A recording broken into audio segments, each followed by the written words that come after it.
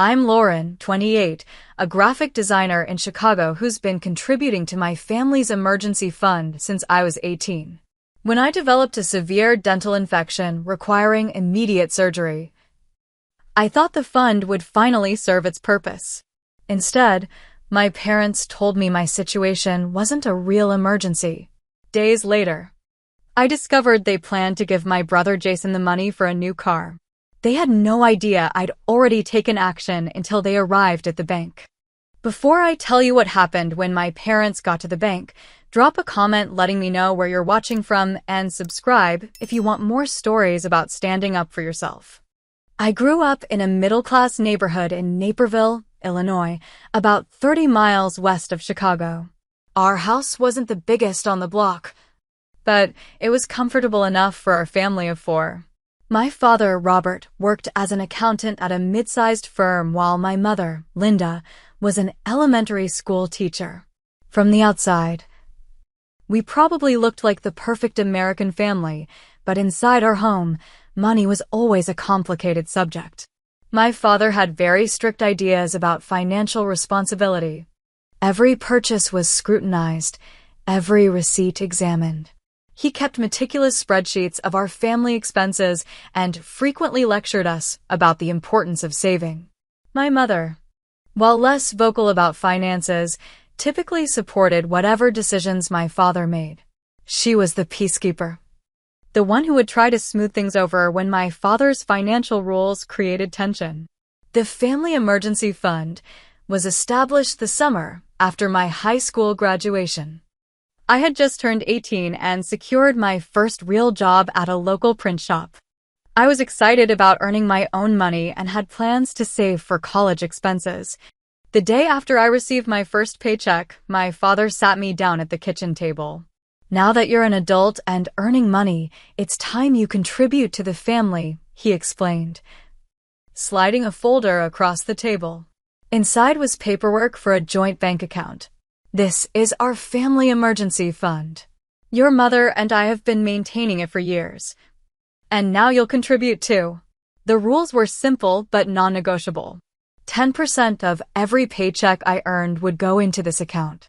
It would serve as a safety net for any family emergency, ensuring we would never be financially devastated by an unexpected crisis. At the time, it seemed reasonable. I was still living at home, and I understood the importance of preparing for emergencies. What I didn't fully understand then was that my brother Jason and I would be held to completely different standards. Jason was 2 years younger than me, and from an early age, he showed a talent for getting into trouble and facing minimal consequences. While I was expected to maintain perfect grades, Jason was praised for passing classes. When I saved my allowance, Jason spent his immediately and was often given more. The pattern continued into adulthood. Jason dropped out of community college after his first semester, claiming it wasn't for him. My parents were surprisingly understanding. When he dropped out a second time from a different program a year later, they merely suggested he find his path. Meanwhile, I worked part-time throughout my college years at Columbia College Chicago, maintaining my GPA while continuing to contribute to the Family Emergency Fund. Jason's financial irresponsibility became increasingly apparent. He totaled his first car 6 months after getting his license, driving too fast on a rainy night. My parents bought him a replacement. His second car lasted longer but was eventually repossessed after he failed to make payments. By his mid-20s, Jason had developed a gambling habit that he insisted was just for fun, though I once discovered he'd lost an entire paycheck at a casino in a single night. Through all this, my parents continued to support him financially.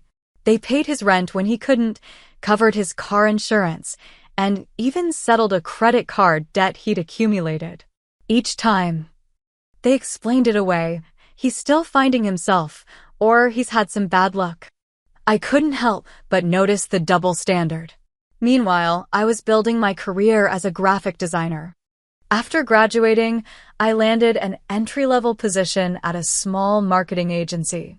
The pay wasn't great, but it was steady, and I was gaining valuable experience. I moved into a small apartment with a roommate, determined to establish my independence. Despite living on my own, my father insisted I continue contributing to the emergency fund. "You're still part of this family," he reminded me during Sunday dinners. "The fund is for all of us." So I continued making deposits, sometimes struggling to make ends meet while fulfilling this obligation. Over the years, I built a modest personal savings account while prioritizing my contributions to the family fund. I paid off my student loans ahead of schedule, maintained an excellent credit score, and eventually secured a better-paying position at a larger agency. Through it all, I never missed a contribution to the emergency fund, viewing it as both a duty and an investment in my security. By my estimation, I had contributed over $15,000 to the fund over 10 years. I had never needed to use it, handling smaller emergencies through careful budgeting and my personal savings. But I took comfort in knowing it existed, a financial safety net that would catch me if I ever faced a true crisis. I genuinely believed that when a real emergency arose, the fund would serve its purpose. I couldn't have been more wrong. The pain started as a dull throb in my lower right jaw. At first, I ignored it, attributing it to stress from an upcoming client deadline. I popped some over-the-counter pain relievers and pushed through my workday. The project was important, rebranding for a major local business that could lead to more high-profile clients for our agency. As the lead designer, I couldn't afford any distractions. A week passed, and the pain became more persistent. I tried saltwater rinses, clove oil, and every home remedy Google suggested. During video calls, I found myself clenching my jaw to prevent from wincing. My roommate Alyssa noticed I wasn't eating properly, only consuming soft foods and favoring the left side of my mouth. "You really should see a dentist," she urged one evening after watching me pick at a bowl of mashed potatoes. "That doesn't seem normal." I promised I would make an appointment after the project deadline. I had dental insurance through work, but it wasn't comprehensive, and I was concerned about costs. Besides, I reasoned, I had the presentation to focus on. Everything else could wait. The morning of the presentation arrived, and I woke up with my face noticeably swollen. The pain had evolved into something fierce and unrelenting. I could barely concentrate as I prepared my materials. My boss, Natalie, gave me a concerned look when I arrived at the office. "Lauren, are you okay? You don't look well." "I'm fine," I lied, forcing a smile that sent a spike of pain through my jaw. "Just a little dental issue. I'll handle it after the presentation." The client meeting started well enough.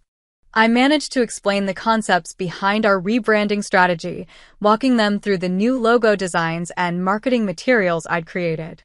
Halfway through, however, the pain intensified dramatically.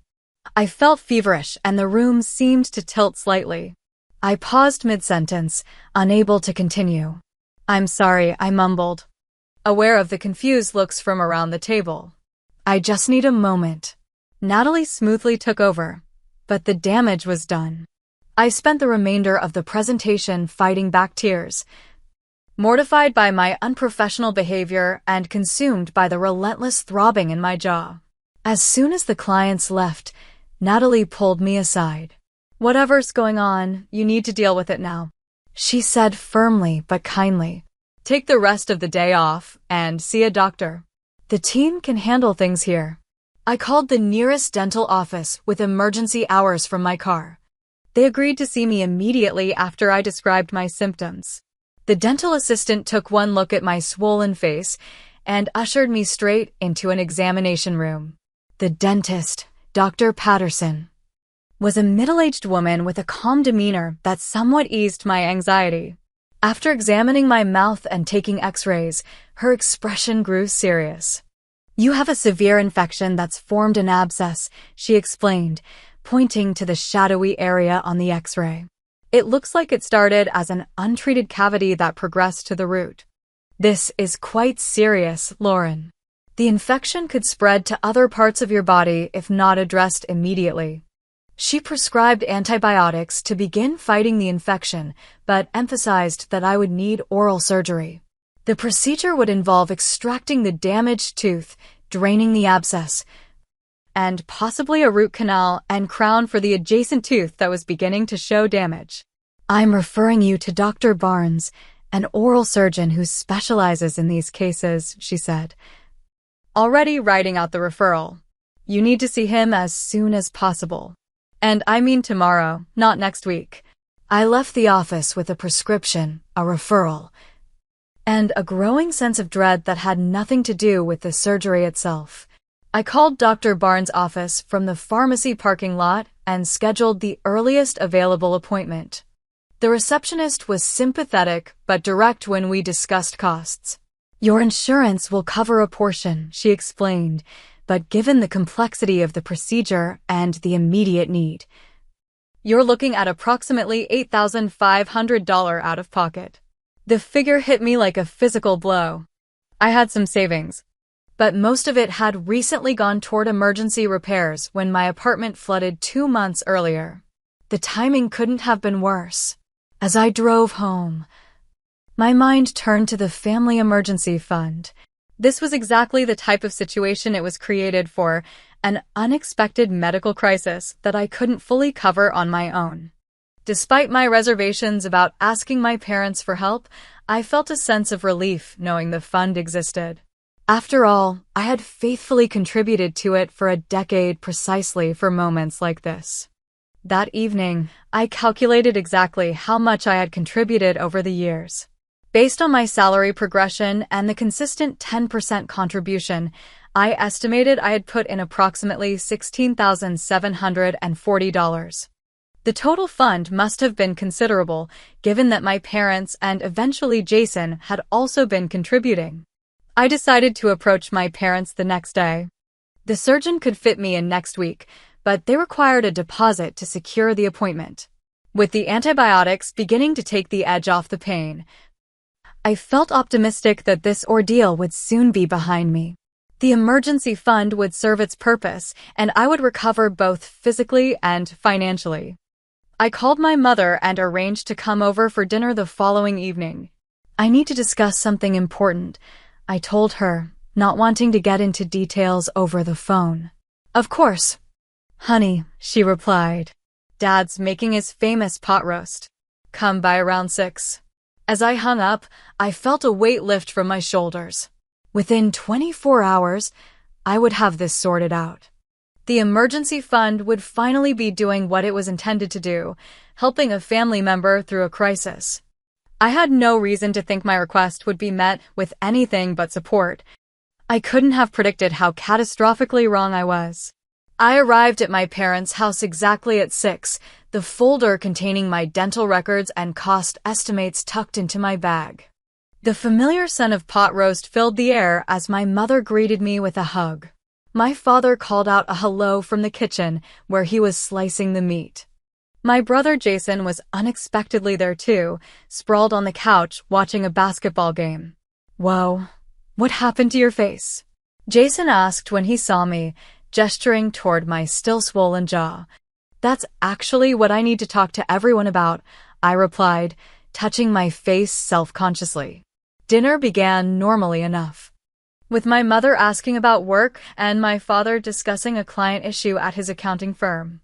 I waited until we were midway through the meal before bringing up my situation, explaining the dental emergency, the diagnosis, and the recommended treatment. The surgery is scheduled for next Tuesday, I concluded, pulling the paperwork from my bag and placing it on the table. Insurance will cover part of it, but I still need $8,500. I've calculated that I've contributed about $16.740 to the emergency fund over the years, so I'd like to use some of that. I expected immediate support, perhaps questions about the procedure or recovery time. Instead, an uncomfortable silence fell over the table. My father put down his fork and folded his hands in front of him, a gesture I recognized from childhood discussions about serious matters. Lauren, he began, his tone measured, dental work isn't a real emergency. I blinked, certain I had misheard him. Dad, it's an abscess. The infection could spread to my bloodstream if it's not treated. The dentist called it a serious medical condition. You should have taken better care of your teeth, my mother interjected, her tone gentle but dismissive. Can't you just take the antibiotics and some pain medication until you save up for the procedure? I stared at her in disbelief. Mom, that's not how this works. The antibiotics are just to control the infection temporarily. I need the surgery. We all have medical expenses, my father continued as if I hadn't spoken. That's what your individual health insurance is for. The emergency fund is for catastrophic situations, major accidents, natural disasters, job loss.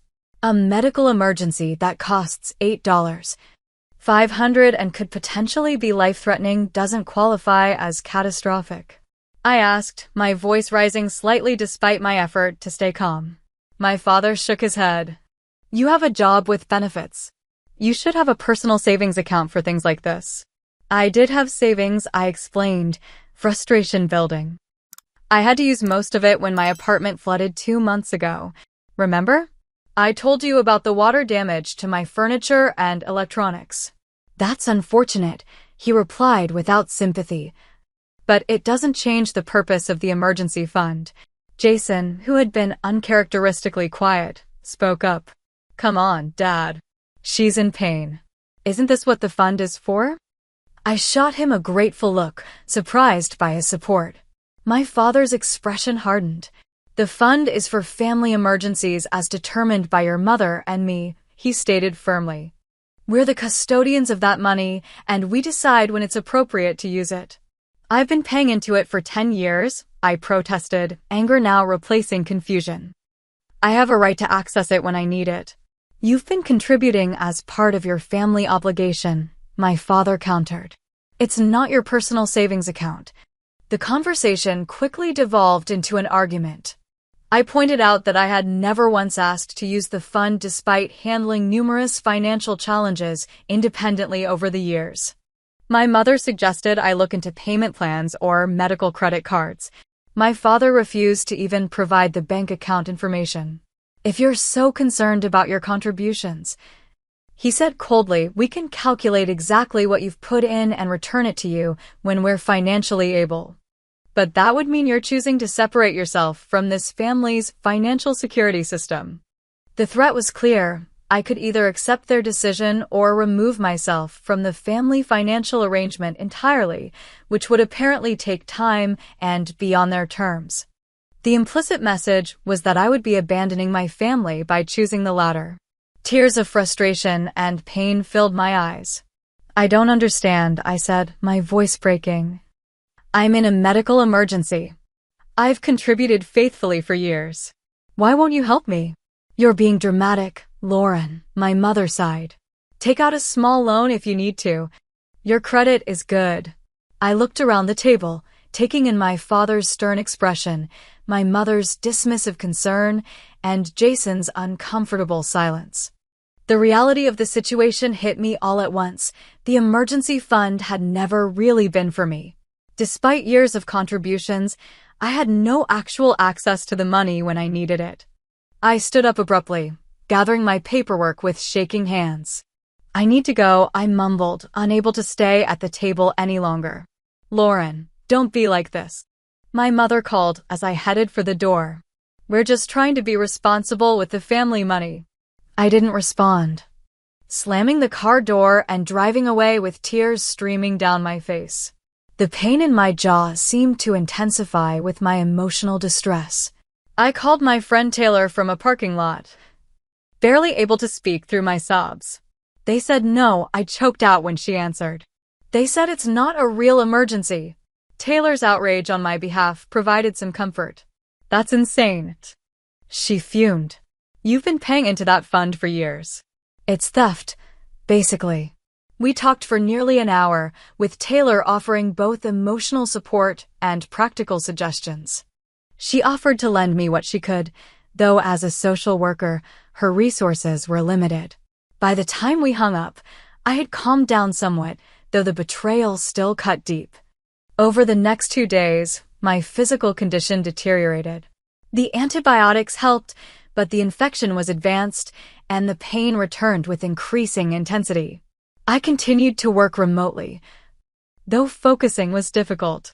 My parents didn't call to check on me, and I made no effort to contact them, still reeling from their rejection. What I didn't know then was that their refusal to help me was only the beginning of the betrayal. The true extent of their favoritism was about to become painfully clear. 3 days after the disastrous dinner at my parents' house, I was working from home, trying to concentrate despite the persistent pain in my jaw. I had managed to schedule a consultation with another oral surgeon who offered payment plans, though the interest rates were high and would significantly increase the overall cost. My phone buzzed with a text message from my mother. As I picked it up, I realized the message wasn't meant for me at all. It had been sent to me by mistake, clearly intended for my father. "Robert, we should transfer the $12,000 for Jason's car before interest rates go up again. He found one he likes at the dealership on Oakwood." I stared at the message, reading it 3 times to make sure I understood correctly. Just days after refusing to help with my medical emergency, my parents were planning to give my brother $12,000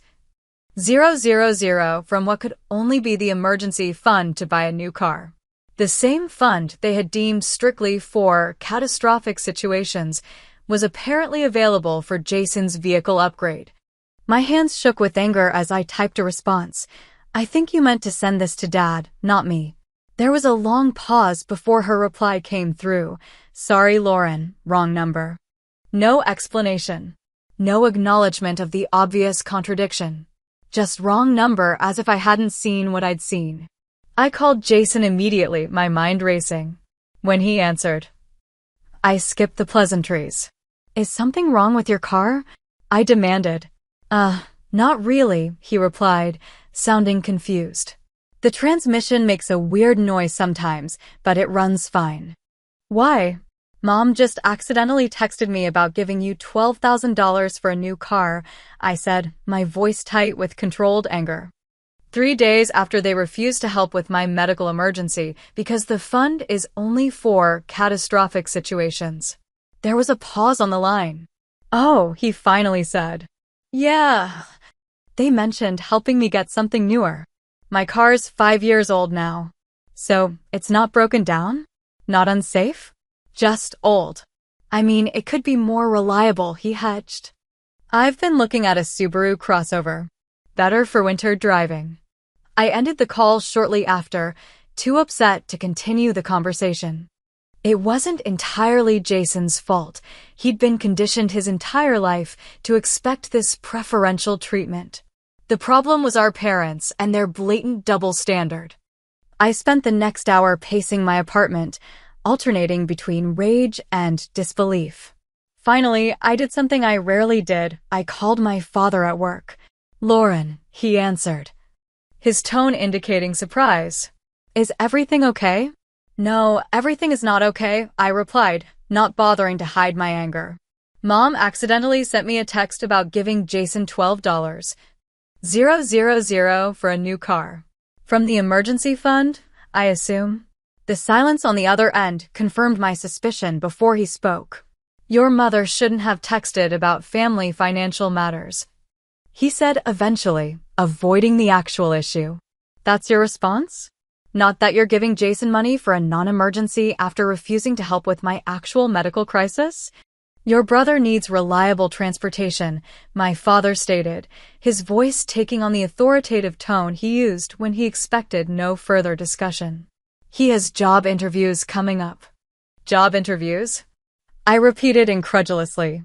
"Dad, Jason has had 3 different jobs in the past year.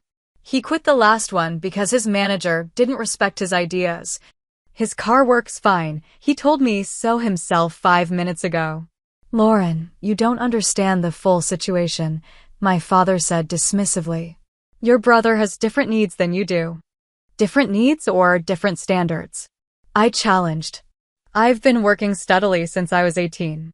I've never asked for financial help until now for a legitimate medical emergency." "And you refused." Meanwhile, Jason has a history of financial irresponsibility, and you're buying him a new car he doesn't actually need. That's enough, my father snapped.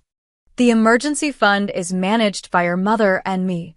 We decide how it's allocated based on the family's overall needs. So my health isn't a family need, but Jason's desire for a newer car is? You're being childish, he said coldly. You have dental insurance and a good job. Figure it out like an adult instead of expecting handouts. The conversation deteriorated further from there, with my father becoming increasingly defensive and me growing more upset.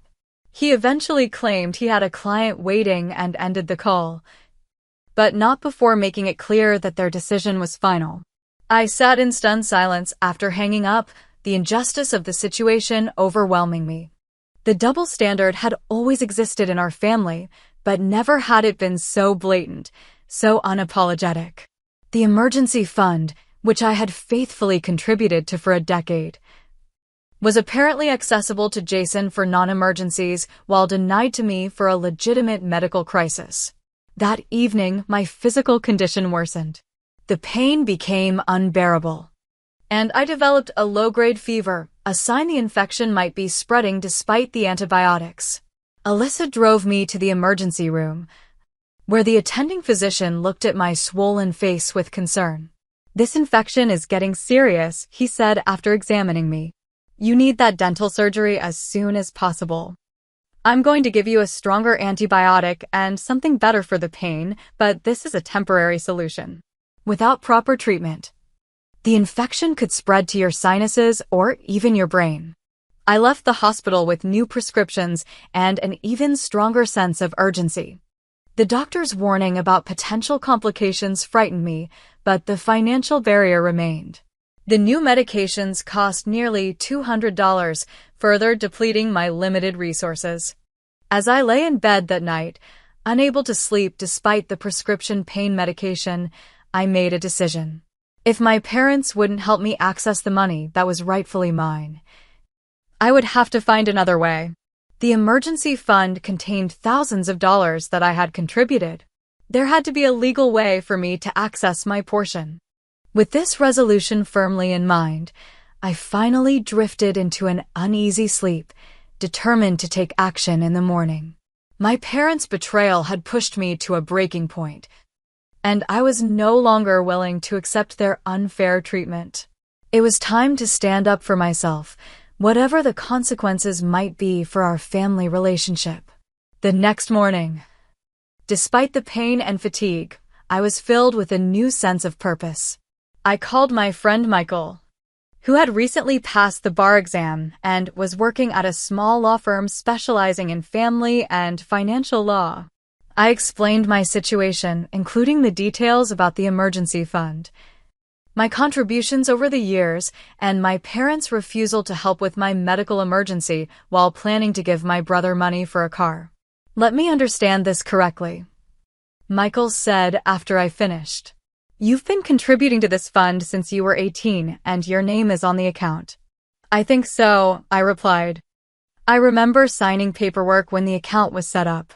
Dad said all family members needed to be on it. That's a critical detail, Michael explained. If you're named on the account, you likely have legal access to the funds regardless of any verbal agreements with your parents. Joint bank accounts generally grant equal access to all named account holders. He advised me to verify whether my name was indeed on the account and to check the exact account type and terms. If I was a joint account holder, I would have every legal right to withdraw funds without my parents' permission, though he cautioned that such action would obviously have significant implications for my family relationships.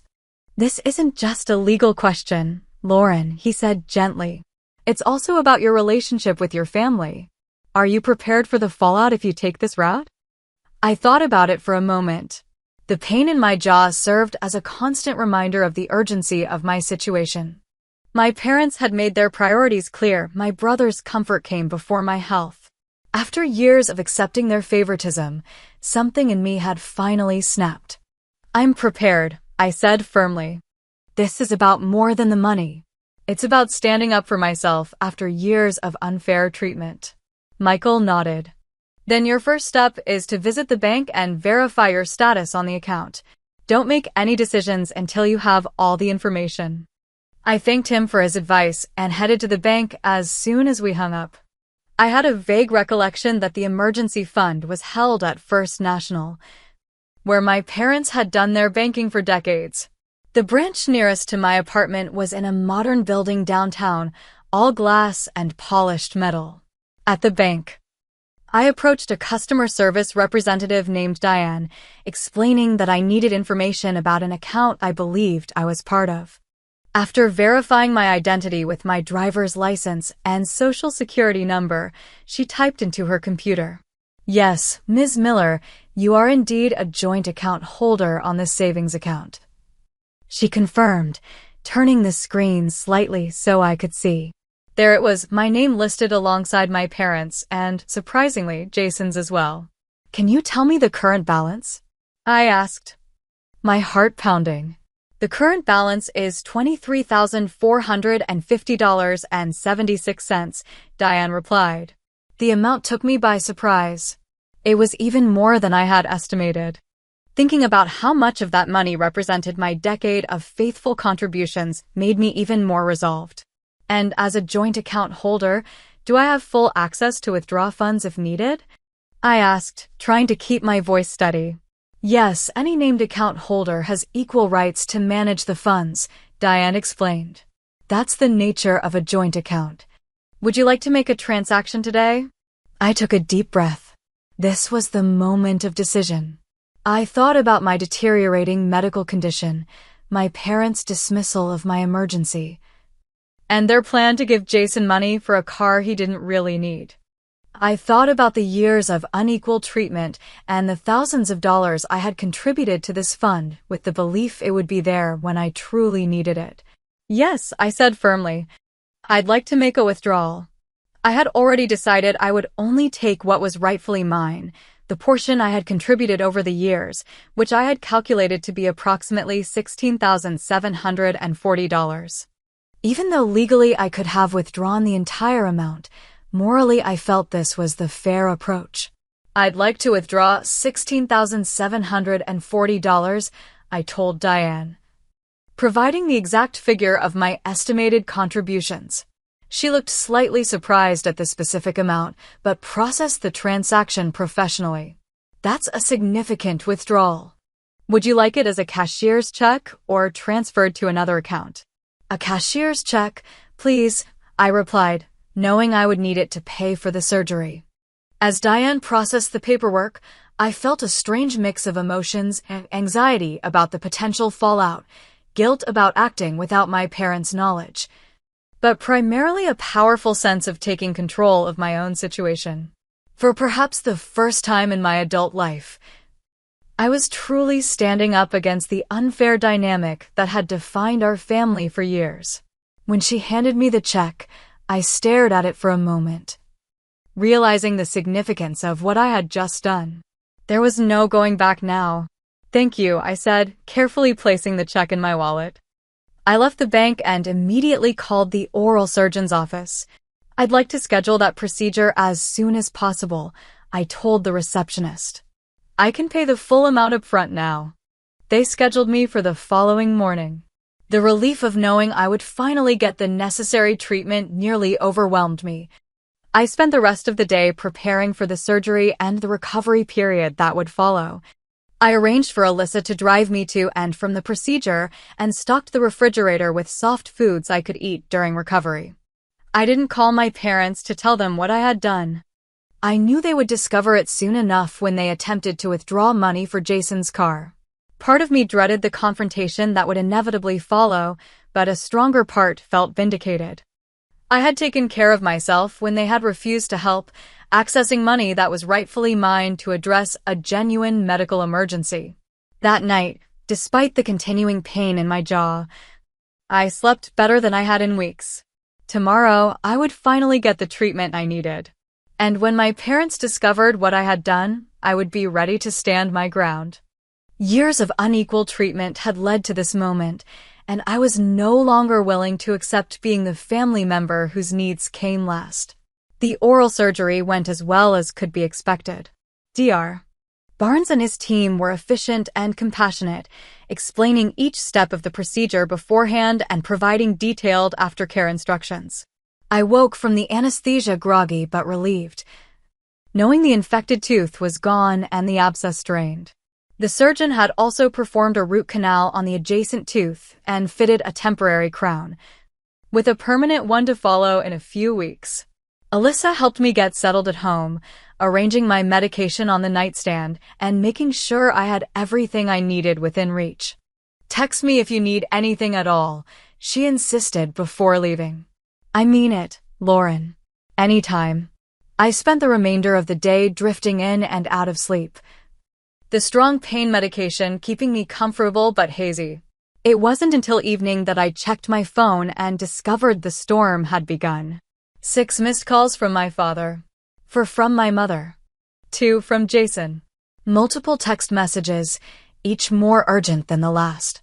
"Lauren, call us immediately." "Dad, 2:14 p.m. What have you done? Call your father now." "Mom, 2:30 p.m. This is completely unacceptable. Call me back." "Dad, 3:05 p.m. Lauren, seriously? What's going on?" "Mom and Dad are freaking out." Jason, 3:45 p.m. The final message from my father was the most revealing. "We just left the bank. We know what you did. You had better explain yourself immediately." So they had discovered the withdrawal. Likely they had gone to the bank to withdraw money for Jason's car, only to find that a significant portion of the funds was gone. I could imagine their shock and outrage, followed by the bank representative calmly explaining that I, as a joint account holder, had every legal right to access those funds. I decided not to respond immediately. In my post-surgery state, I wasn't prepared for the confrontation that would inevitably follow. Instead, I sent a brief text to all 3 of them. "Had oral surgery today. We'll call tomorrow when I'm feeling better." My phone rang almost instantly, my father calling again. I silenced it and took another pain pill, knowing I needed rest more than anything else right now. The confrontation could wait until I was clear-headed. The next morning, I woke to the sound of insistent knocking at my apartment door. Glancing at the clock, I saw it was just past 9 a.m. The knocking continued, followed by my mother's voice calling my name. They had come to my apartment. I should have expected this level of response, but somehow I hadn't anticipated them showing up unannounced. I carefully got out of bed, my face still swollen and bruised from the surgery. After a moment's hesitation, I opened the door. My parents stood in the hallway, my father's face flushed with anger, my mother looking distressed. Behind them, surprisingly, was Jason, his expression uncomfortable. "What were you thinking?" my father demanded without preamble, pushing past me into the apartment. "You had no right to take that money." "Robert," my mother cautioned, eyeing my swollen face. "She's clearly not well." I closed the door behind them, gathering my strength for the conversation ahead. "I had every legal right to that money," I said, my voice slightly slurred from the swelling. "I'm a joint account holder, and I only took the portion I've contributed over the years." "That's not how family finances work," my father shouted. "Those contributions were your obligation to the household.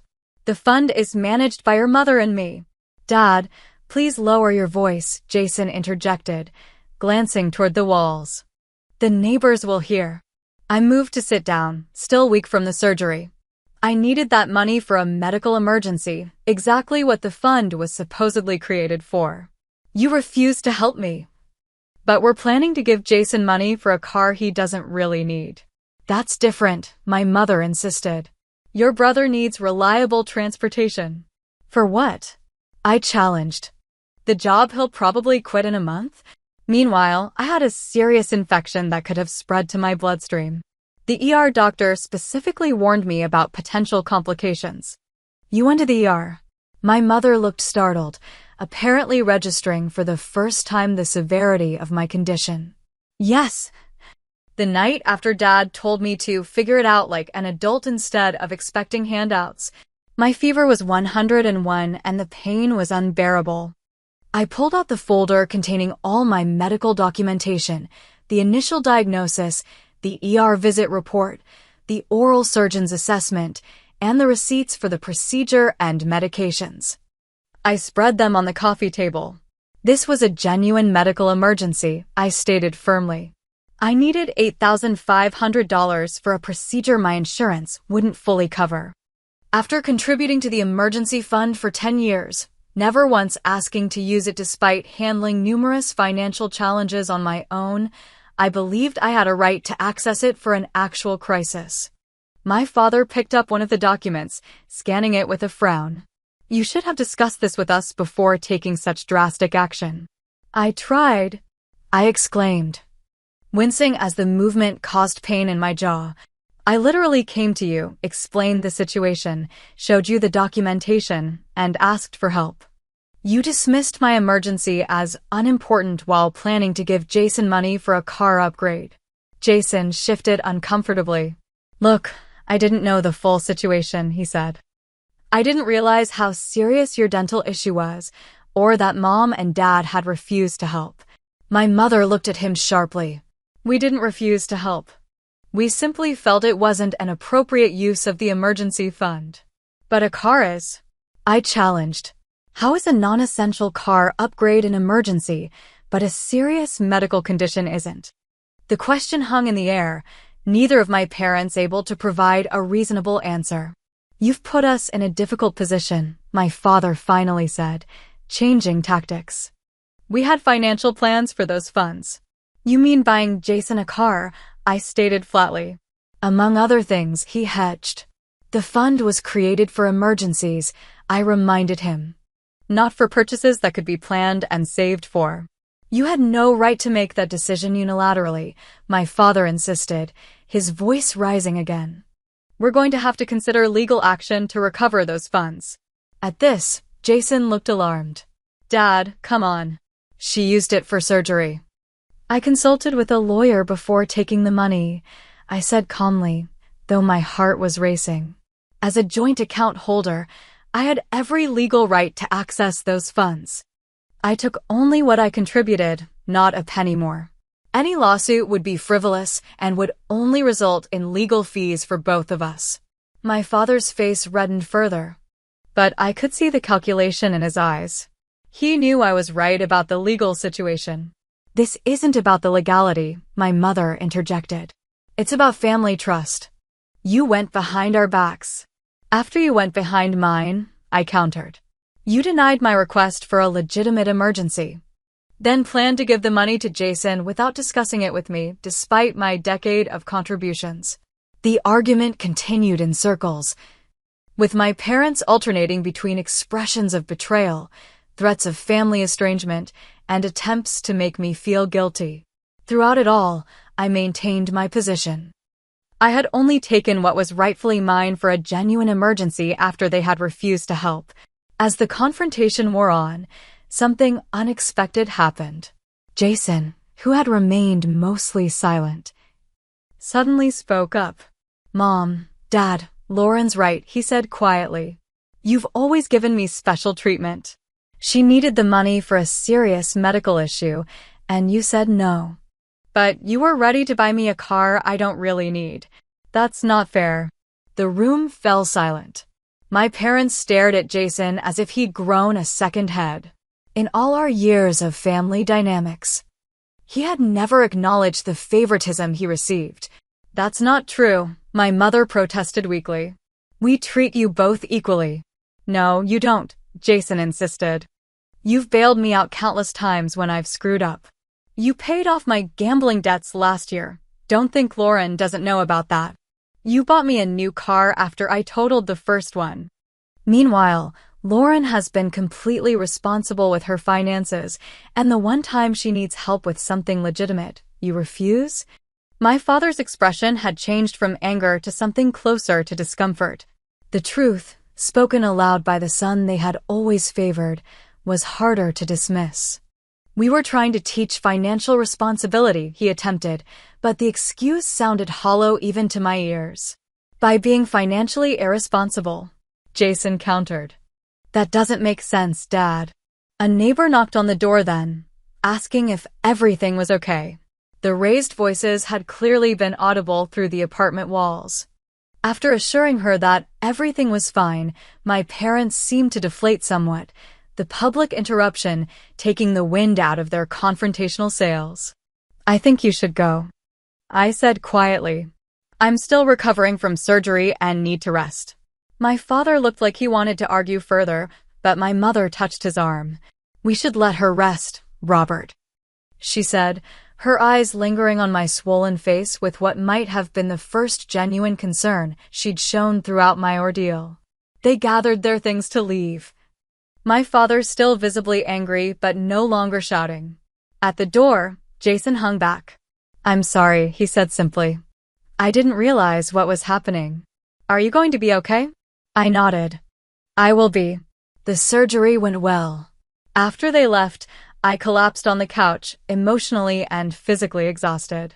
The confrontation had gone pretty much as I'd expected, though Jason's support had been a surprise.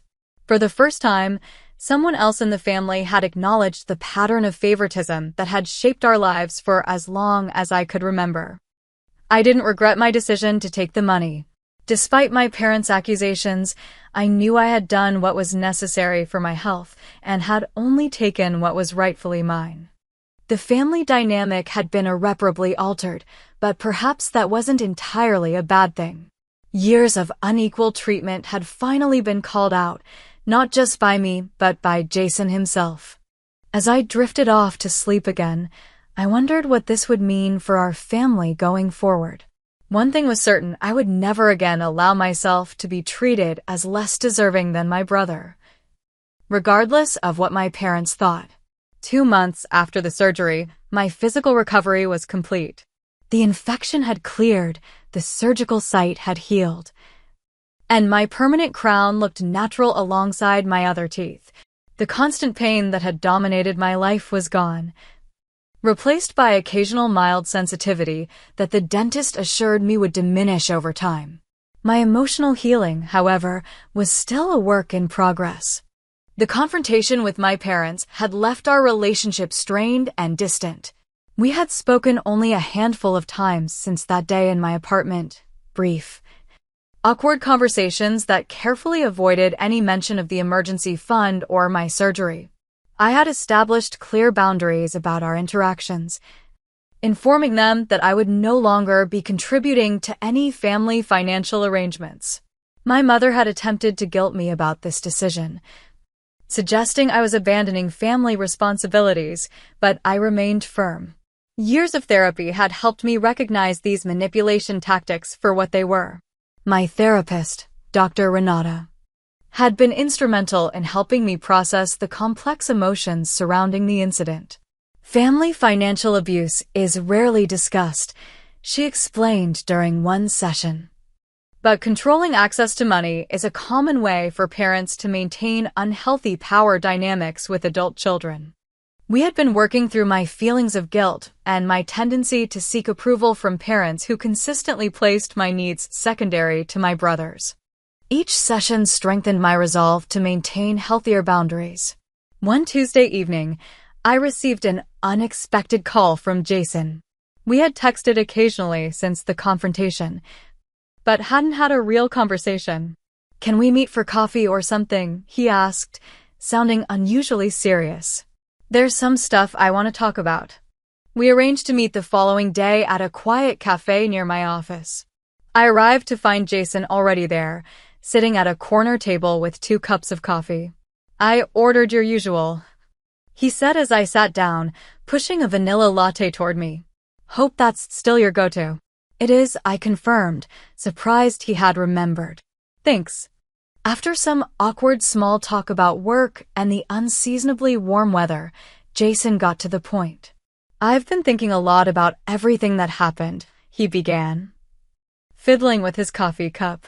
About the fund and how Mom and Dad treated you versus me. I wanted to say I'm sorry for not seeing it sooner. I nodded, unsure how to respond. Jason had always been the golden child, the recipient of our parents' preferential treatment. It had never occurred to me that he might be unaware of the disparity. "It's not your fault," I said finally. "We were both raised in that dynamic. You benefited from it, but you didn't create it." Maybe he conceded, but I never questioned it either. After that day at your apartment, I started looking back at patterns I never noticed before. How Dad would bail me out of every financial mistake while lecturing you about responsibility. How Mom would make excuses for me but hold you to impossible standards. He paused, taking a sip of his coffee. "Dad tried to manipulate me into being angry at you, you know. Said you had stolen money that could have been used for my car." "That sounds like him," I said with a wry smile. "I told him I didn't want the car anymore," Jason continued. "Not like that." It felt wrong. This surprised me. Jason had never been one to turn down financial assistance from our parents. He didn't take that well, he added with a short laugh. Started talking about how I was choosing sides and betraying the family. It was the first time I really saw how he uses money to control us. I felt a sudden rush of empathy for my brother. In many ways, the favoritism had damaged him too, just differently. While I had struggled with feeling undervalued, he had never been allowed to develop true independence or face the consequences of his actions. "Dad's always been that way," I said gently. "Money is his primary tool for maintaining control." Jason nodded thoughtfully. "I've been seeing someone," he admitted. "A therapist, I mean. She's helping me understand some of these patterns. She thinks Dad might have some narcissistic tendencies."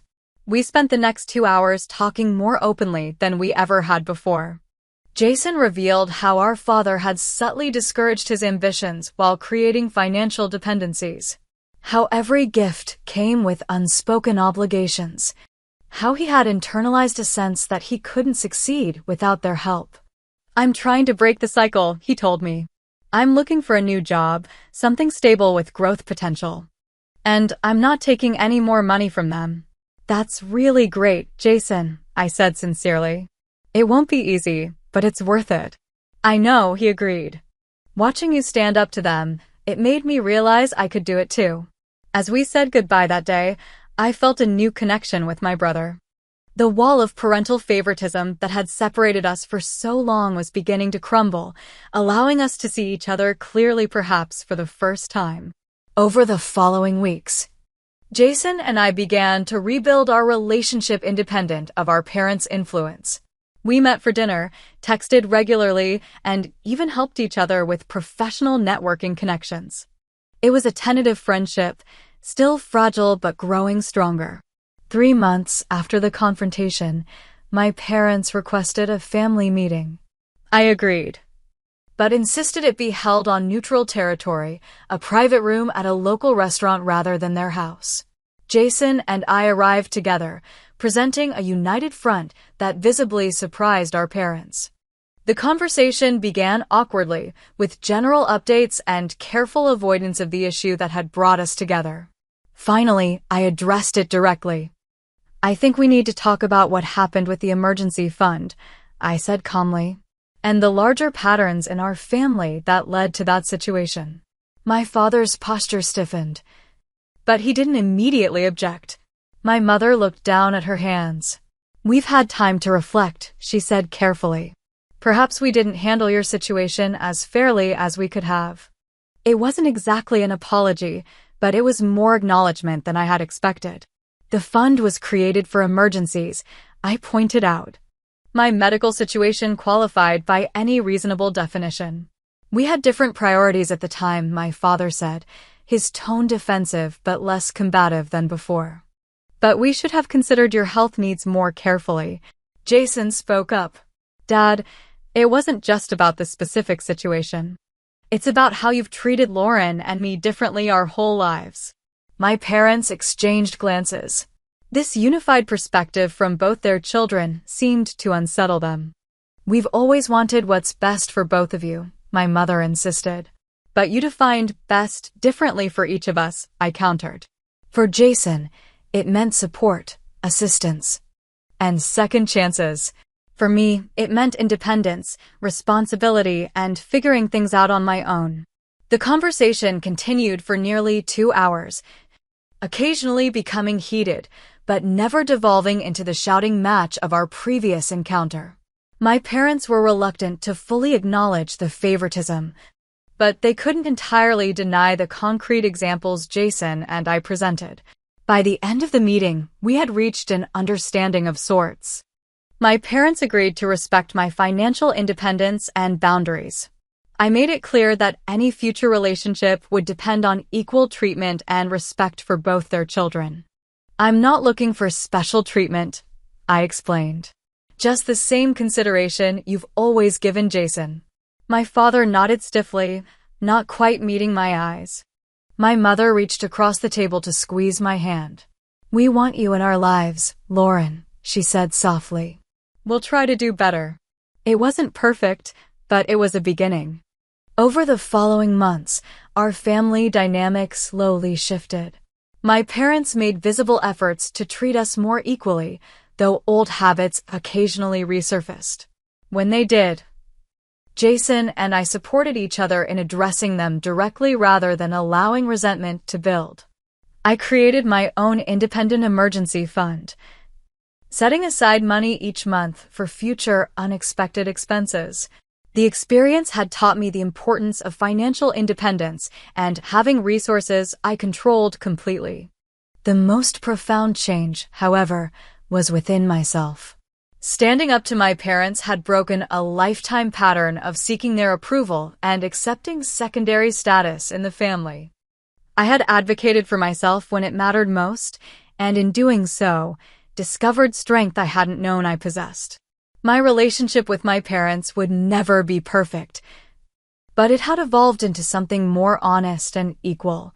Jason and I had formed a genuine sibling bond based on mutual support rather than competition for parental favor.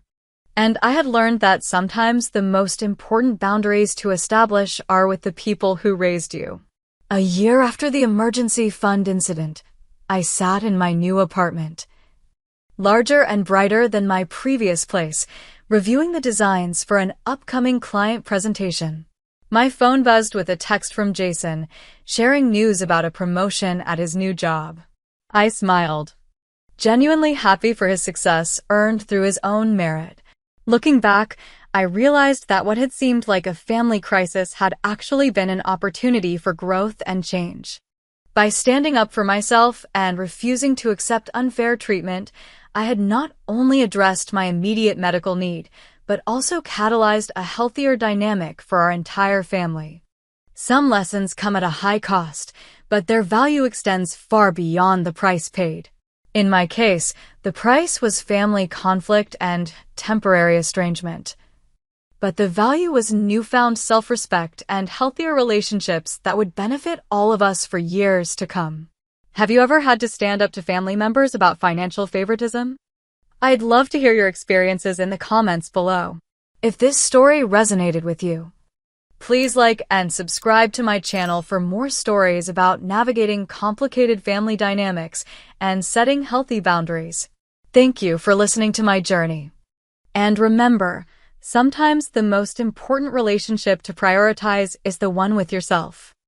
I am Mackenzie, 34, and thought my grandfather left me secure when he deeded me that 10 acres on my 21st birthday.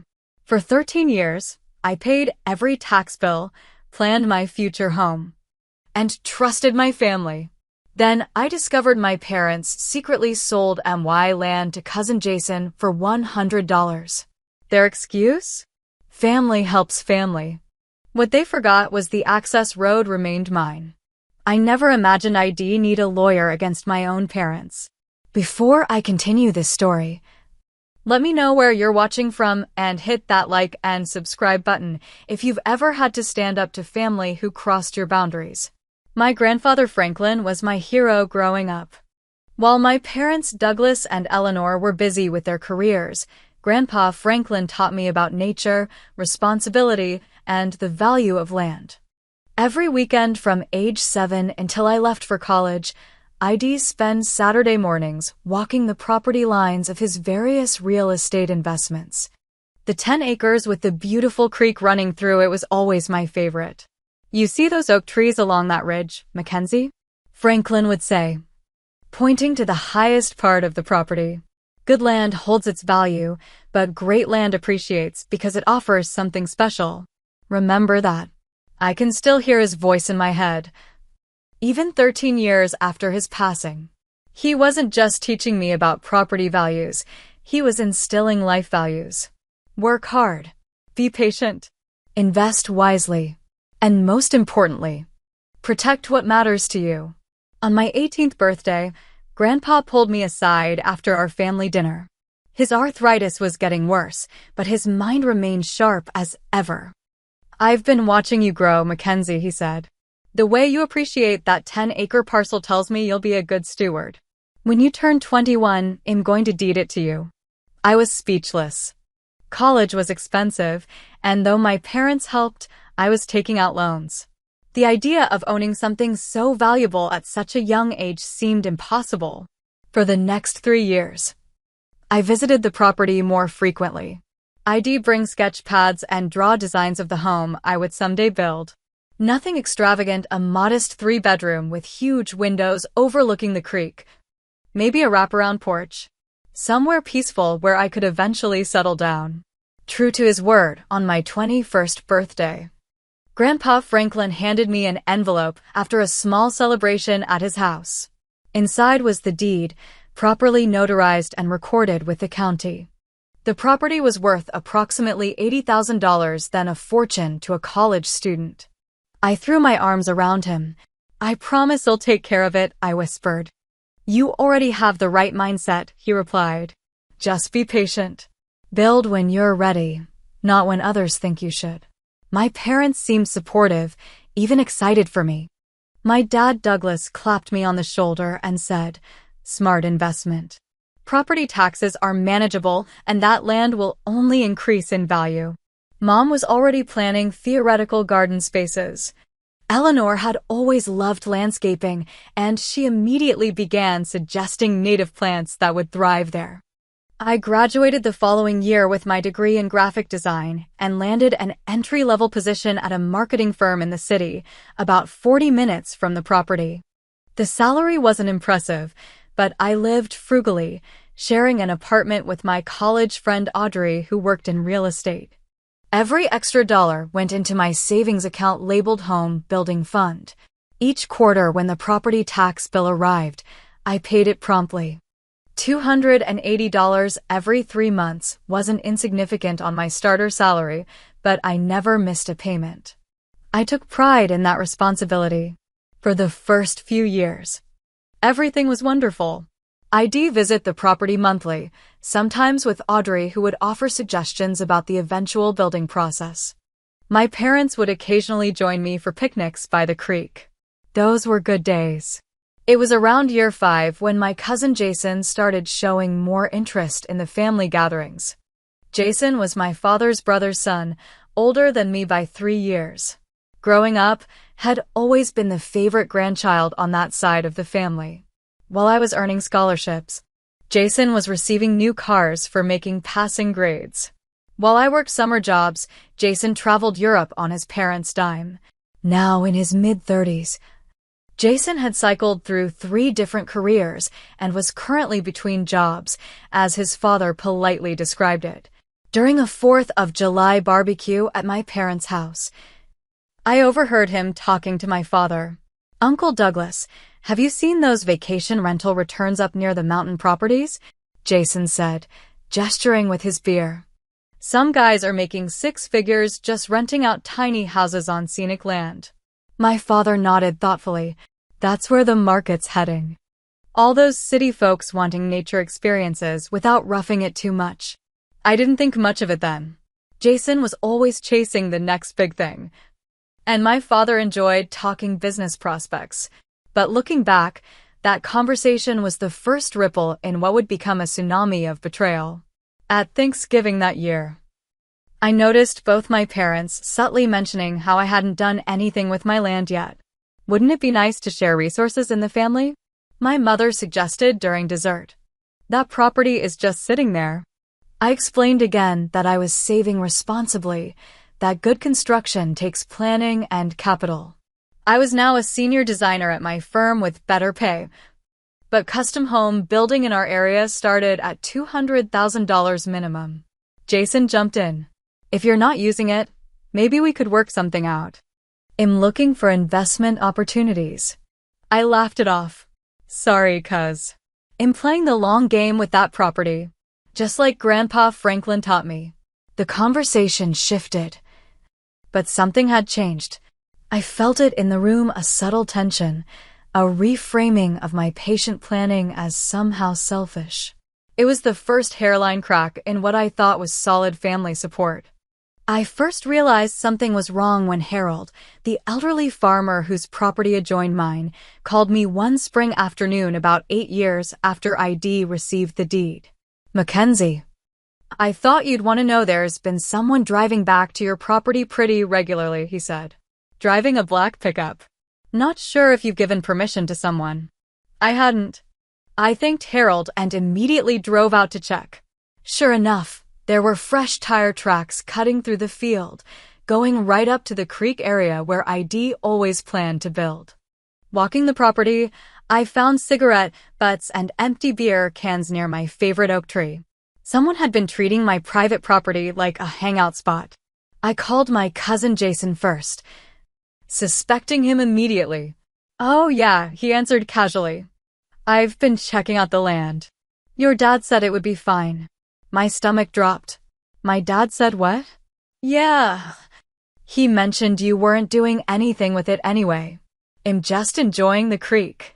"What's the big deal?" "The big deal is that it's my property, Jason. You need permission to be there." He scoffed. "We're family. I didn't think we'd need all that formal stuff between us." I ended the call and immediately drove to my parents' house. They were surprised to see me show up unannounced, especially looking as upset as I felt. "Did you tell Jason he could use my property whenever he wanted?" I asked my father directly. My mother answered instead, "Honey, he was just fishing at the creek. It's not like he's building anything there." That wasn't the point, and they knew it. This was about boundaries and respect. "He left trash all over the place," I said. "And more importantly, he didn't ask me. Neither did you." My father sighed, that familiar sound that always preceded a lecture. "Mackenzie, it's been what, 8 years now? And you haven't done a single thing with that land except pay taxes on it." "Because I'm saving and planning," I responded. "That's what responsible property owners do." "Well, Jason has some good ideas for using the space," my mother interjected. "He was telling us about these cute little cabin rentals that would only take up a corner of the property." I couldn't believe what I was hearing. They had actually been discussing development plans for MY land without me. "No," I said firmly. "I have my own plans. And am not interested in Jason's get-rich-quick schemes." My father's face hardened. "That's a bit unfair. Jason's just talking about using a small section that you're not doing anything with anyway." I took a deep breath. "Dad, Mom, I need you both to understand something. That land is legally mine. No one uses it without my permission. Please tell Jason to stay off my property unless he calls me first." The conversation grew, increasingly tense. My mother suggested I was being dramatic. My father implied I was being selfish with family resources. Neither seemed to grasp the simple concept that my ownership meant my decisions. That weekend, the family gathered for my aunt's birthday dinner. Jason was there, giving me side glances throughout the meal. Finally, during dessert, he brought it up in front of everyone. "So, Mackenzie," he began with a smirk, "Uncle Douglas tells me you're being pretty protective of that empty land." The table went quiet. My aunt looked confused, while my Uncle Jason's father gave him an encouraging nod. "In being a responsible property owner," I corrected. "Just like Grandpa Franklin taught me." Jason leaned forward. "Look, I'm just talking about using a tiny corner for a workshop. You wouldn't even notice I'm there." "I noticed the beer cans and cigarette butts you left," I replied evenly. My father jumped in. "Mackenzie, You're making a mountain out of a molehill. It's just family helping family. I looked around the table. Every face seemed to register either disapproval of my position or uncomfortable witnessing of family drama. Not one person appeared to understand my side. I'm not discussing this during Aunt's birthday, I said finally. But my answer is no. The dinner shifted to awkward small talk after that. As I drove home that night, I felt isolated in a way I never had before. These were people who'd celebrated my college graduation, who'd seemed proud when Grandpa gave me the land. Now they were united in suggesting I was wrong to protect what was legally mine. The next morning, I drove out to the property to clear my head. To my shock, I found a small pile of construction materials half hidden under a tarp near the creek. Lumber, some bags of concrete mix, and what looked like the beginnings of a foundation form. I immediately called Jason. What the hell is all this building material on my land? I demanded. Oh, he replied casually. Just getting a head start on that workshop we talked about. We never agreed to any workshop, I said, my voice shaking with anger. Remove it immediately. Come on, Mackenzie. Your parents already gave me the green light. They don't have authority to give you permission to build on my property. He sighed dramatically. This is why nobody likes working with you. So uptight about everything. Fine. I'll move it next weekend. I was beyond furious as I hung up. Without even thinking, I drove straight to my parents' house again. Both their cars were in the driveway. Did you tell Jason he could build a workshop on my land? I asked the moment my father opened the door. My mother appeared behind him, wiping her hands on a dish towel. You need to calm down. Mackenzie. No, I need answers, I insisted, following them into the kitchen. There's construction materials on my property that Jason says you approved. My parents exchanged a look I'd never seen before, part guilt, part defiance. We may have mentioned it would be all right, my father admitted. Jason needs a space for his new woodworking business. You had absolutely no right, I said, my voice low and controlled despite my rage. That is my property. My decision. My mother threw up her hands. It's family land. Your grandfather would be so disappointed to see you being so selfish with it. That cut deep. Grandpa Franklin had chosen me specifically because he trusted my judgment. I think he would be disappointed to see you both undermining my property rights, I countered. And this ends now. I'm going to send Jason a formal letter prohibiting him from entering my property without written permission. You're going to send a legal letter to your own cousin? My father asked incredulously. If that's what it takes for everyone to respect boundaries, yes. I left shortly after, the knot in my stomach growing tighter. With Audrey's help, I drafted a simple but firm letter stating that Jason had no permission to enter, use, or build upon my property, effective immediately. The backlash was swift and ugly. Angry calls from my uncle. Text messages from my mother saying I was tearing the family apart. Even social media posts from distant relatives commenting on how sad it was when people got greedy with family resources. 2 weeks later, I drove out to check the property and found my no trespassing signs torn down and thrown in the creek. The construction materials remained, now partially assembled into what looked like floor joists for a small building. This was war, and somehow I had become the enemy in my own family for simply protecting what was legally mine. The situation escalated in early summer when I received a strange envelope in my mailbox. It was addressed to Jason, but at my apartment address. Confused, I examined it closer. The return address was from the county tax assessor's office. I knew I shouldn't open mail addressed to someone else, but something felt very wrong. I called Audrey immediately. Is there any legitimate reason why Jason would be getting tax notices for my property sent to my address? I asked her. There was a long pause. Not unless there's been some kind of property transfer. She finally said, Mackenzie, I think you need to go to the county records office today. I took the afternoon off work and drove to the county administration building. The clerk, a middle-aged man named Martin with reading glasses perched on his nose, helped me look up the records. Property ID number? he asked. I recited the number ID memorized years ago. Martin typed it into his computer, then frowned slightly. And you're Mackenzie Reynolds? He asked. Yes, I said, a sense of dread building. I'm showing the current owner as Jason Matthews as of 3 months ago, he said, turning the monitor so I could see. Transfer deed was filed February 12th. I stared at the screen in disbelief. There it was in black and white, a transfer of ownership from Mackenzie Reynolds to Jason Matthews. There must be some mistake, I said, my voice barely above a whisper. Martin clicked through a few more screens. The original deed transfer was from Franklin Reynolds to Mackenzie Reynolds, with condition clause. He mumbled, then stopped. Oh, I see what's happened here. He pulled up another document. It was my grandfather's original deed, the one had used to transfer the property to me. Martin pointed to a paragraph ID never noticed before. This clause states that your grandfather retained the right to transfer ownership, and that right passed to his next of kin upon his death, which would be my father, I finished numbly. Douglas Reynolds. Martin nodded sympathetically. And it appears Douglas Reynolds executed that right to transfer the property to Jason Matthews. Sale price is listed as $100.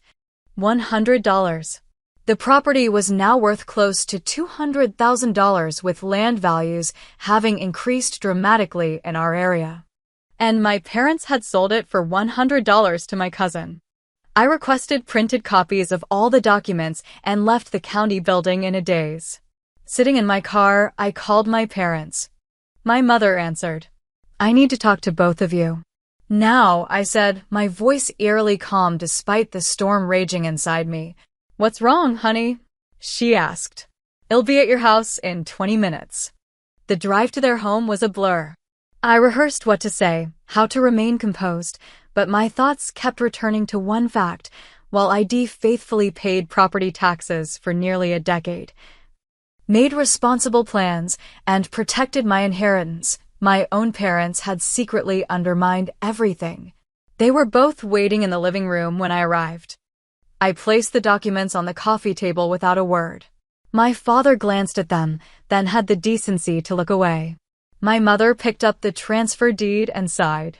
We were going to tell you. She began. When? I asked. After Jason started building? After had rented out cabins on what was supposed to be my future home site? Mackenzie, try to understand, my father said, leaning forward. Jason needed this opportunity. He's finally found something he's passionate about with this vacation rental idea. And what about what I needed? I asked, my voice breaking slightly. What about the fact that I've paid every tax bill for almost 10 years? What about my plans? You can still build somewhere else someday, my mother said dismissively. Jason needs this now.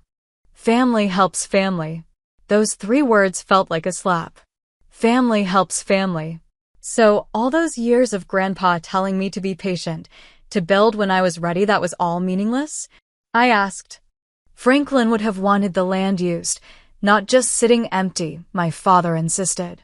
Then why did he give it to me specifically? I countered. Why not a Jason directly? My parents exchanged another look. Finally, my father spoke the truth. Jason has had financial difficulties. If had been given property directly, his creditors could have claimed it. This way, the family keeps the asset. And I was just a temporary placeholder until Jason needed it? I asked, the full betrayal finally sinking in. Don't be dramatic, Mackenzie, my mother said. It's just land. And technically, your father had the legal right to transfer it. I stood up, gathering the documents. For a decade, I've been the only one paying taxes on that property. Does that mean anything to you? Well, reimburse you, my father offered. I nearly laughed. The property taxes over 10 years amounted to maybe $11,000. The land was worth 20 times that now. That's not the point, I said quietly. This was never about money. It was about respect. About honoring Grandpa's wishes. About family. I left without another word. That night, alone in my apartment, I finally broke down. All the emotions I'd been holding back came rushing out. betrayal, heartbreak, rage, and underneath it all, a deep disappointment in the people who were supposed to love me most. I called Audrey and told her everything. To her credit, she listened without interruption. Then asked the most important question. What do you want to do about it, Mackenzie? I didn't know.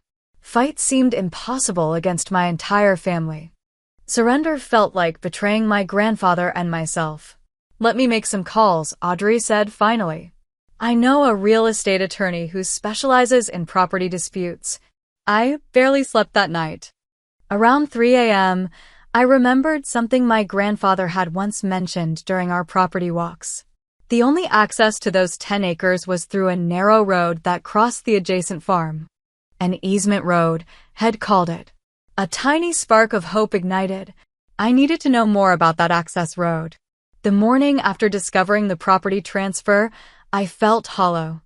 The betrayal was so complete, so calculated, that I struggled to process it. I'd lost not just the land, but my faith in my family. While getting ready for work, I noticed the tax letter again, the one addressed to Jason at my address. The final twist of the knife, they hadn't even bothered to update his mailing information correctly. I went through the motions at my design firm that day, mechanically completing projects while my mind raced through options. During my lunch break, I called the number Audrey had given me for Rebecca Winters, a real estate attorney with a reputation for handling difficult cases. Rebecca's assistant scheduled a consultation for the following day. I spent that evening compiling every document related to the property tax receipts, the original deed, family photos taken on the land. Even my childhood sketches of the home I'd planned to build there. Each piece of paper felt like evidence of a crime, proof of what had been stolen from me. That night, Jason called. I almost didn't answer, but curiosity won out. Hey cuz, he began cheerfully, as if nothing had happened. I wanted to invite you to see the plans for the property. We're thinking 5 mini cabins with a central fire pit area. It's going to be amazing. The casual way he discussed his plans for my land made my blood boil. You know, I just found out about the transfer yesterday, right? I said, keeping my voice level. Oh, he sounded surprised. Yeah, Uncle Douglas mentioned had taken care of the paperwork. Look, I know it seems sudden, but this is a great opportunity for the family. For you, you mean? I corrected. Well, yeah, for me directly. But everyone benefits when family succeeds, right? Family helps family. There were those words again. The same phrase my parents had used, like some kind of twisted family motto that only applied when it benefited certain members. I've been paying taxes on that property for a decade, Jason, I said. I had plans for it. Plans that were just sitting there, he replied dismissively. Besides, Uncle Douglas said he'd reimburse you for the taxes. That's fair, right? Nothing about this is fair, I said and ended the call. My meeting with Rebecca the next day was eye-opening. I laid out the entire situation, including the discovery of the clause in my grandfather's deed that had allowed my father to execute the transfer. Rebecca studied the documents carefully, occasionally making notes. It's unusual, she acknowledged, but unfortunately legal based on this clause. Your grandfather likely included it as a protection measure, never imagining it would be used this way. My shoulders slumped. So there's nothing I can do? Rebecca tilted her head thoughtfully. Tell me about the physical property. How is it accessed? I described the layout, the 10 acres backing up to a small mountain with a creek running through it. The only way in was via a narrow dirt road that crossed Harold the neighbor's farm before reaching my parcel. This access road, Rebecca said, suddenly more interested. Was it included in the original property deed? I wasn't sure. We examined the documents together, and Rebecca pointed to something crucial. The deed described the 10-acre parcel but made no mention of the access road. She pulled up county GIS maps on her computer. Look here, she said, pointing to the screen. The access road appears to be a separate parcel entirely.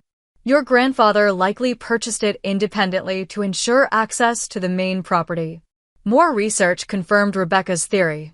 The access road, a 60-foot wide, quarter-mile-long strip of land connecting the county road to my former property, was indeed a separate parcel. And critically, it had not been included in the transfer to Jason. Rebecca looked at me with the first glimmer of hope I'd felt in days. The access road is still legally yours, Mackenzie. Without an easement agreement, Jason has no legal right to cross your land to reach his property. My mind raced with the implications. Without access, the property was essentially landlocked, unusable for Jason's development plans or anything else. What are my options? I asked. Rebecca outlined several possibilities. I could sell the access road to Jason at market value, negotiate an easement agreement with strict limitations, or simply assert my property rights and restrict access entirely until a fair resolution was reached. I need time to think about this, I told her. Take all the time you need, she advised. But I recommend keeping this information to yourself for now. The strongest negotiating position comes from being prepared. That evening, I drove out to the property one last time, not to the main parcel, which no longer belonged to me, but to the access road that did. I parked at the entrance and walked its length, remembering all the times I'd driven this path to visit my land. I'd never given this narrow strip a second thought, yet now it represented my only leverage. Standing at the point where the access road met what used to be my property, I felt a complex mixture of emotions. Heartbreak at the betrayal, anger at the injustice, but also, surprisingly, a growing sense of resolve. My grandfather had taught me to protect what mattered. Perhaps had left me the tools to do just that, even if had never anticipated this scenario. Back home, I pored through old family photo albums, finding pictures of Grandpa Franklin and me walking the property lines. In one photo, he was pointing to the access road, explaining something to 12-year-old me. The memory came flooding back. He was telling me about right-of-ways and easements, about how property access could be as valuable as the property itself. You always need to control your own destiny, Mackenzie had said. Never put yourself in a position where someone else can cut you off from what matters. It seemed Grandpa Franklin had been wiser than anyone knew. The question now was how to honor that wisdom while navigating the broken family relationships his transfer clause had inadvertently created. The following week was excruciating. I avoided family calls and focused on work. Jason sent several text messages about his development plans, oblivious to how each message twisted the knife deeper. My parents left voicemails suggesting we get together to discuss moving forward as a family. I said nothing about the access road to any of them. Instead, I met with Rebecca again and formulated a strategy. We ordered a proper survey of the access road parcel to confirm boundaries. We researched county regulations regarding private roads and access restrictions. We prepared documentation for whatever direction I decided to take. The most painful part was confronting how this situation had permanently altered my view of my family. The parents who'd cheered my college graduation had secretly undermined my future. The cousin I'd played with as a child had conspired to take what was rightfully mine. The aunts and uncles who'd celebrated holidays with me had sided with the person who stood to profit rather than the one who'd been wronged. I thought of Grandpa Franklin's words again. Protect what matters to you. What mattered now wasn't just the land, but my self-respect. My willingness to stand up for myself even against those who should have supported me most. By the end of that dark week, I'd made my decision. It was time to reclaim what I could, even if it meant changing family dynamics forever. The morning after my second meeting with Rebecca, I woke with a strange sense of clarity. The fog of betrayal had lifted somewhat, replaced by determination. My plan was taking shape. At work, I requested a week of personal leave beginning the following Monday. My boss, noting my distracted performance lately, readily agreed. I spent that weekend diving into research, starting with the history of the property. At the County Historical Society, I discovered my grandfather had purchased the main 10 acres in 1972, but had acquired the access road separately 2 years later from a different owner. This explained why they were distinct parcels. More importantly, there was no recorded easement granting permanent access rights to the main property. Rebecca had explained that easements often get established through regular use over time. But since I'd been the only regular user of the access road for the past decade, and the property transfer had occurred recently, we had a strong case that no permanent easement existed yet. Next, I researched county regulations regarding private roads. The rules were clear. As the owner of a private road, I had the right to restrict access as long as I wasn't cutting off emergency services or violating prior written agreements. Since there were no written easement agreements, my position was legally sound. I met with a surveyor recommended by Rebecca, a no-nonsense woman named Diane who specialized in property disputes. She agreed to conduct an official survey of the access road parcel first thing Monday morning. There's something validating about having professionals take your situation seriously, I told Audrey over coffee that Sunday. After a week of being gaslit by my family, having experts listen and act on my behalf felt like reclaiming a piece of my dignity. Mackenzie, Audrey said carefully, have you thought about the family fallout if you restrict access? Is this land worth potentially permanent damage to those relationships? I considered her question seriously. Is a relationship worth maintaining if it includes this level of disrespect? I asked.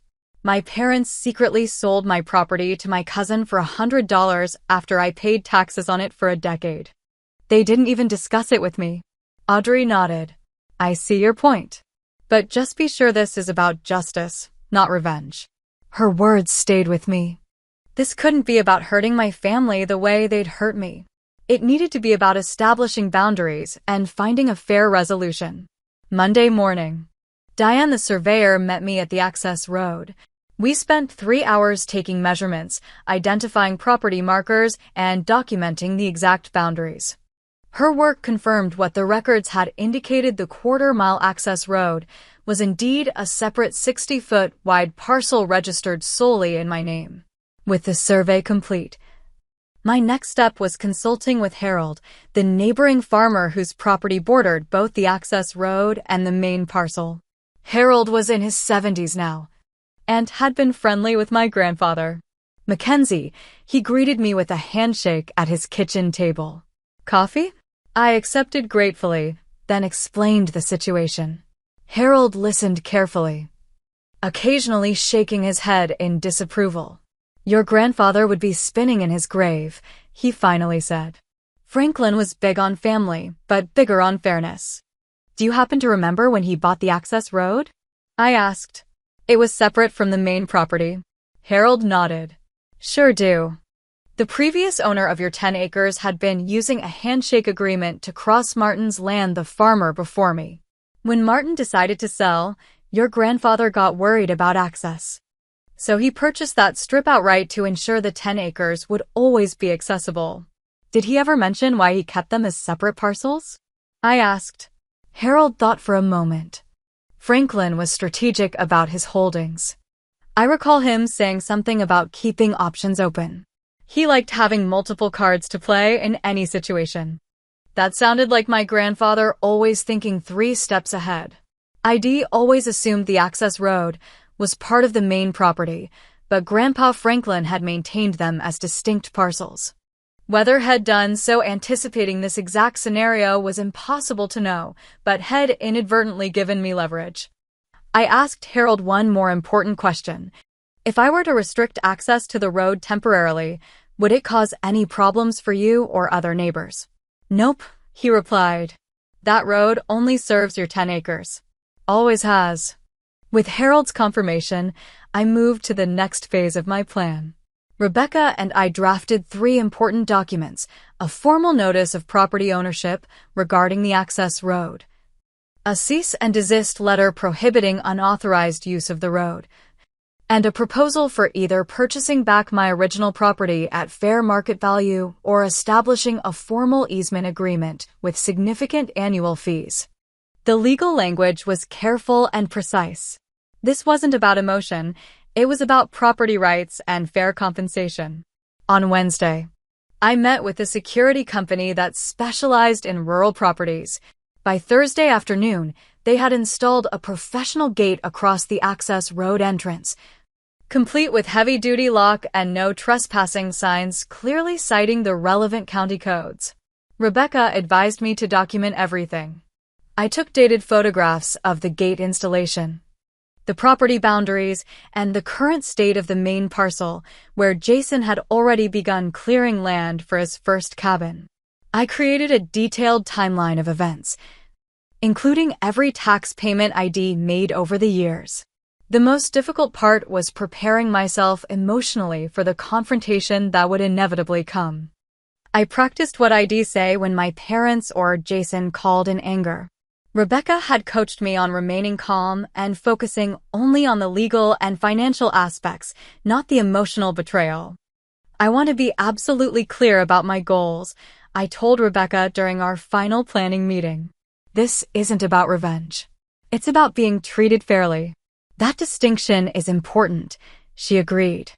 In property disputes, especially those involving family, emotions can derail even the strongest legal position. Stay focused on the facts and the path to resolution.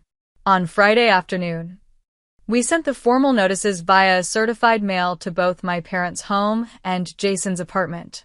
The documents would arrive Saturday morning, just as the new gate and lock would be discovered by anyone trying to access the property. That night, I hardly slept. I kept imagining the various ways my family might react. Would they be furious? Would they threaten legal action? Would they finally recognize the pain their actions had caused me? By Sunday morning, with no calls or messages yet, the anticipation was almost unbearable. I drove out to the property one last time before the storm hit. The gate looked solid and professional, with clear signage indicating private property. Standing there, I felt a curious mixture of sadness and strength. This land had been meant for my future. Now it represented something different, a lesson in standing up for myself, even against the people I had trusted most. Whatever happened next, I knew I'd done everything legally and ethically. I'd protected what was mine, just as Grandpa Franklin had taught me. As I turned to leave, I noticed a black pickup truck approaching slowly. Jason had arrived earlier than expected. The confrontation was about to begin, and there was no turning back now. I watched as Jason's black pickup slowed to a stop in front of the newly installed gate. For a moment, he just sat there, engine idling, staring at the barrier blocking his path. Then he got out, his movements stiff with obvious anger. "What the hell is this?" he called out when he spotted me standing by my car. I remained calm, just as Rebecca had advised. "It's a gate securing my property," I replied evenly. "Your property?" Jason scoffed, walking closer. "This is the access road to my land." "That's correct," I said. "It's the access road, which is a separate parcel. And according to county records, I own it." His face registered confusion, then disbelief. "No way. This road goes with the property. I suggest you check the certified mail you'll be receiving today," I told him. "It contains all the documentation, including the recent survey confirming my ownership." Jason ran a hand through his hair, frustration evident. "So what? You're just blocking access to spite me?" "I'm securing my property while we determine a fair resolution to this situation." "Resolution?" he repeated. "There is no situation. Uncle Douglas transferred the property to me legally. The main parcel, yes, I acknowledged, but not this access road. And without an easement agreement, you have no legal right to cross my land." The realization was dawning on him now. His property, landlocked and inaccessible, was suddenly far less valuable than had thought. "This is ridiculous," Jason snapped. "I'll just call Uncle Douglas. He'll straighten this out." He stormed back to his truck and peeled away, gravel flying. I knew what would come next. Sure enough, my phone rang 20 minutes later. My father's name flashed on the screen. "Mackenzie," he began without preamble. Jason just called. "What are you doing?" "Protecting my property," I replied calmly. That's a spite fence, and it's illegal. He said, legal terminology already at the ready. Clearly had been doing some hasty research. Actually, it's a security gate on a private road that I own, I corrected him. And I've confirmed with the county that it's completely legal. This is about the property transfer, isn't it? He said, his voice softening slightly. Look, I understand you're upset. This is about fair treatment, I interrupted. You sold my property without even discussing it with me after I paid taxes on it for years. Now I'm simply exercising my rights regarding the parcel I still own. We need to talk about this as a family, he insisted. I'm open to that, I replied. In fact, I've sent a proposal outlining 2 possible resolutions. What proposals? He asked suspiciously. Either Jason can purchase an easement agreement at fair market value, or he can sell the main parcel back to me also at fair market value. This is blackmail, my father exclaimed. No, Dad. This is business. Just like when you and Mom decided to sell my property for $100 without telling me. There was a long silence on the line. Finally, my father spoke again, his voice tightly controlled. We'll be at your apartment in an hour.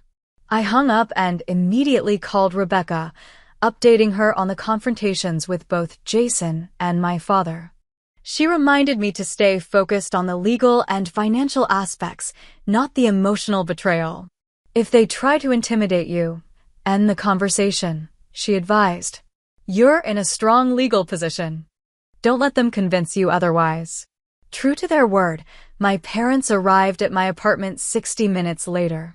My mother looked distressed, my father determined. Jason wasn't with them, which was probably for the best. I invited them in, offering water which they both declined. We sat in my small living room, the tension palpable.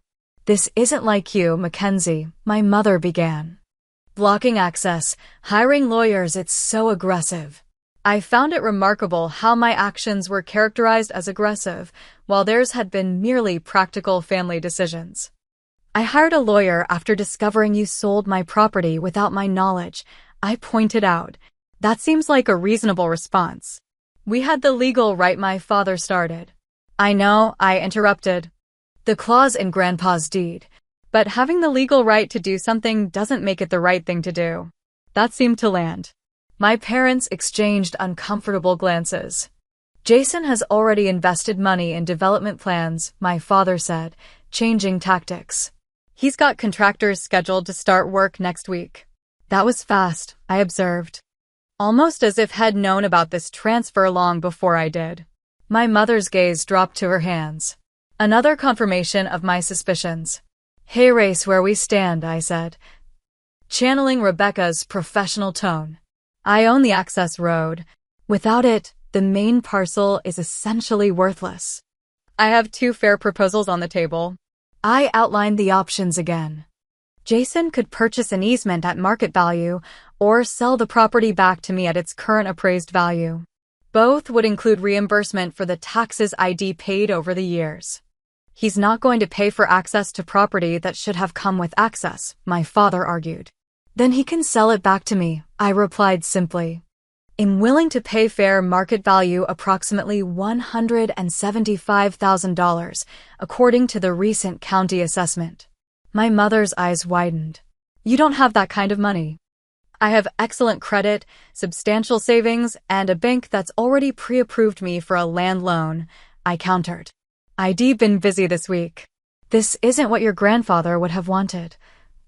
My father said, playing his final card. Franklin believed in family unity. I took a deep breath. Grandpa believed in fairness and respect. He taught me to protect what matters. I'm simply following his example. The conversation circled for another 30 minutes, with my parents trying various emotional appeals. I remained steady, returning always to the facts and the proposals ID offered. Finally, seeing they weren't making headway, they left with copies of both proposals, promising to discuss options with Jason. The next morning, Jason himself showed up at my apartment, unannounced.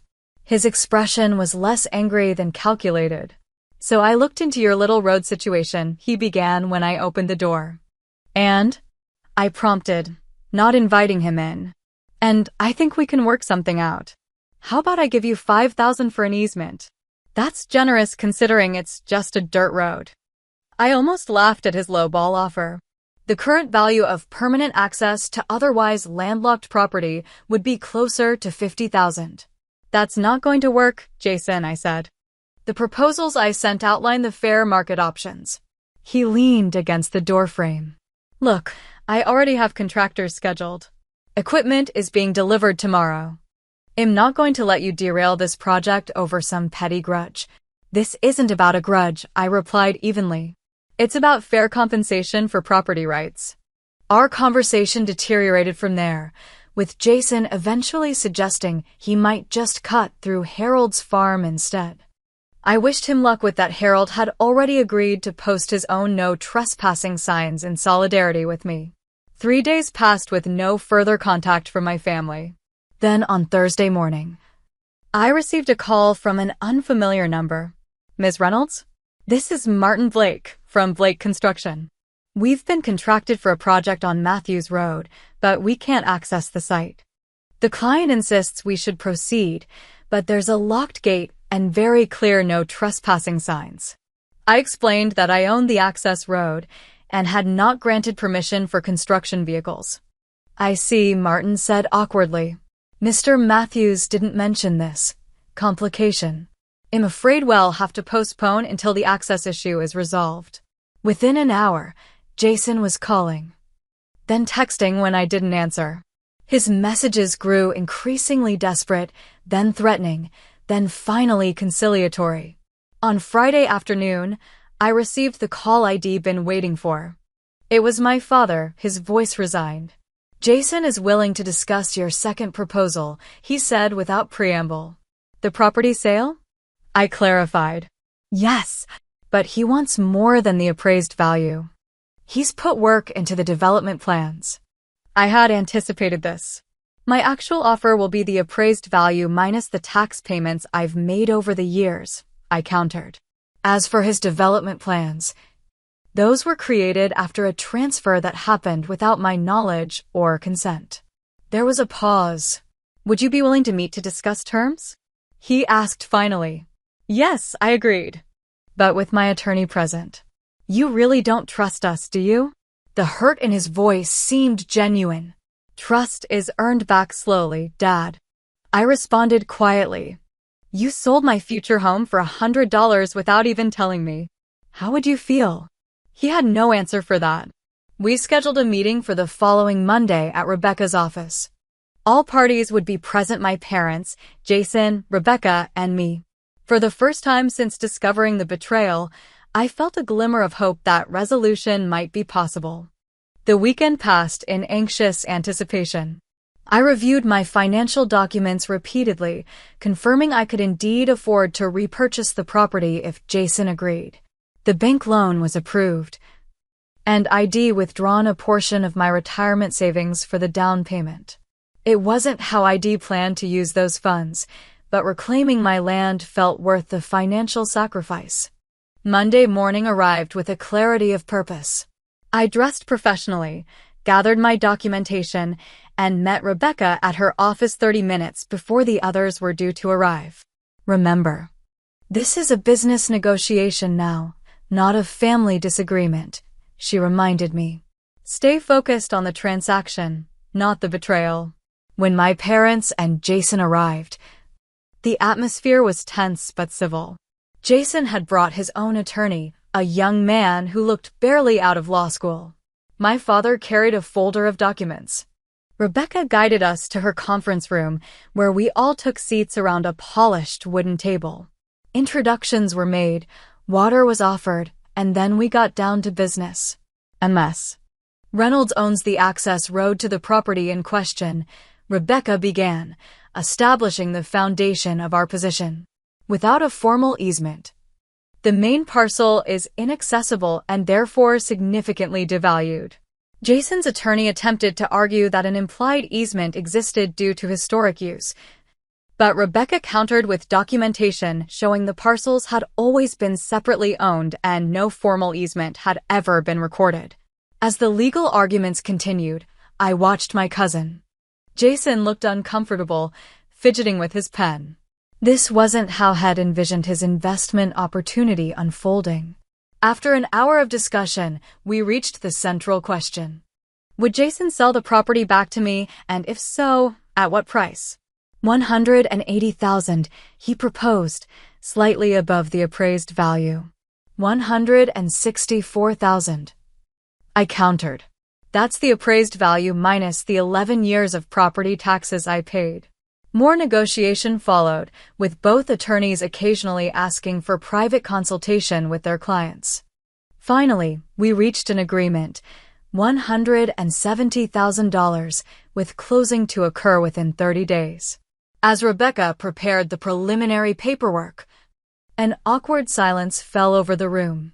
This resolution, while legally satisfactory, did nothing to address the broken trust between us. I was the first to break the silence. I wish it hadn't come to this, I said quietly. My mother looked up, her eyes tired. None of us expected you'd fight so hard for the property. We thought you might be upset, but would eventually understand it was for the family. It was my future home, I replied simply. The place I was saving for, planning for, paying taxes on. Of course I fought for it. Jason spoke for the first time in nearly an hour. I didn't know you'd been paying the taxes all this time, he admitted. Uncle Douglas just said the property was available through some family clause. I looked at my father, who had the decency to look ashamed. We should have talked to you first, he acknowledged. That was a mistake. It wasn't an apology, not really. But it was perhaps the closest I would get to an admission that their actions had been wrong. As we finalized the preliminary agreement, I felt a complex mixture of emotions. Relief that I would reclaim my property, sadness at the damage done to family relationships, and underneath it all, a new sense of strength.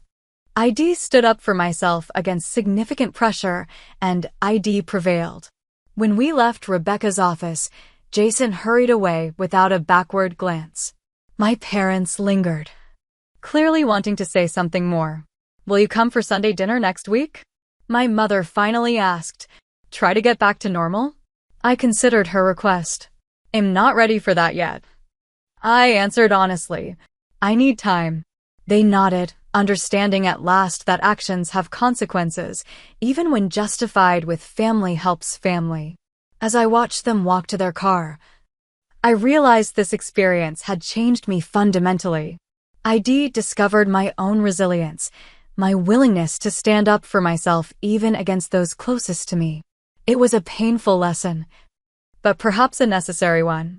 The access road key felt heavy in my pocket, a small piece of metal that had ultimately protected what mattered most. The 30 days between signing the preliminary agreement and closing on the property repurchase crawled by with excruciating slowness. During that time, I maintained the locked gate on the access road, though I did grant permission for a property appraiser to enter for the final valuation. The appraiser confirmed what we already knew: the land was worth approximately $175,000, making our agreed price of $170,000 fair for both parties. Throughout those 30 days, my relationship with my family remained strained. My parents called several times, attempting to normalize our interactions, but I kept conversations brief and practical. Jason didn't contact me at all, which was probably for the best. The wound was still too fresh for casual family gatherings or pretending nothing had happened. The most difficult part was explaining the situation to extended family members who had only heard portions of the story, usually from my parents' or Jason's perspective. My aunt called one evening, clearly distressed. I heard you locked Jason out of his property with some spite fence, she began without preamble. I took a deep breath and explained the full situation, including the fact that ID paid taxes for a decade and had planned to build my home there. I described discovering the secret transfer and my legal ownership of the access road. I finished by mentioning the buyback agreement we had reached. There was a long pause on the line. Well, she finally said, that's not how Douglas explained it. I'm sure it isn't, I replied. By the time closing day arrived, I'd made peace with the financial impact of this ordeal. To reclaim my property, I was depleting my savings, taking a significant loan, and essentially rebuying what had already been mine. It wasn't fair, but it was worth it to protect what mattered to me. Rebecca accompanied me to the closing, held at a local title company. Jason arrived with his attorney but avoided eye contact as we worked through the paperwork. My parents hadn't been invited and didn't attend. The process was straightforward. If emotionally loaded, the documents were signed, the funds transferred, and within an hour, the 10 acres were legally mine again. As we left the title company, Rebecca shook my hand. Congratulations, Mackenzie. Not many people would have fought this hard. I thought of my grandfather. He would have, I said. The first thing I did after the closing was drive out to my property again. I unlocked the gate with a profound sense of reclaiming not just the land, but my future. Walking the property lines just as I'd done with Grandpa Franklin years ago, I felt both victorious and melancholy. The experience had cost me more than money. It had permanently altered my family relationships. Near the creek, I found the remnants of Jason's construction preparations, some lumber, and building stakes marking where his rental cabins would have stood. I spent the afternoon removing them, reclaiming the space physically just as I'd reclaimed it legally. The following weekend, I hired a security company to install proper fencing along the property boundaries and a more substantial gate at the access road entrance. I also reached out to Harold, who had been supportive throughout the ordeal. I'm thinking about building a small cabin to start, I told him as we shared coffee on his porch. Nothing fancy. Just somewhere to stay while I work on plans for the main house. Your grandfather would approve, Harold nodded. He always said start small and build right. With Harold's blessing, I contacted a local contractor recommended by Audrey. Martin Richards had experience with small, efficient cabins that could be expanded over time. We walked the property together, discussing options that would work with my budget. After losing so much money in the repurchase, I need to be practical, I explained. Maybe a one-bedroom cabin that can later become a guest house when I'm ready to build the main home. Martin understood completely. We settled on a simple 16 by 24-foot cabin with a sleeping loft to be positioned near the creek but on higher ground to avoid any flooding concerns. Construction would begin in spring, giving me the winter to finalize plans and secure permits. Meanwhile, the situation with my family remained complicated. 2 weeks after the closing, my mother called again, this time with a different approach. Douglas and I have been doing some thinking, she began hesitantly. We realize we handled things very badly.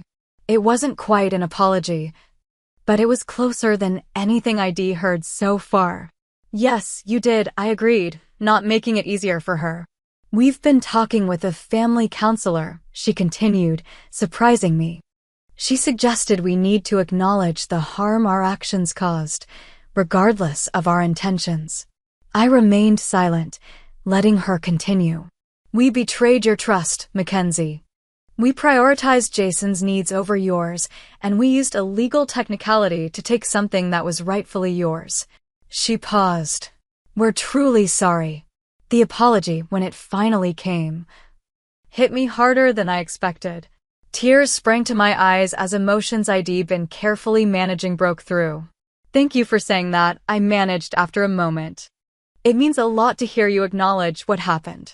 Would you consider meeting with us and the counselor? She asked. To talk about moving forward? I considered her request.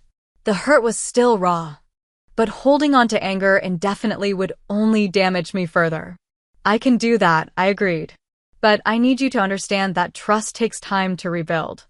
The first counseling session was uncomfortable but productive. The family therapist, Dr. Winters, created a safe space for each of us to express our perspectives.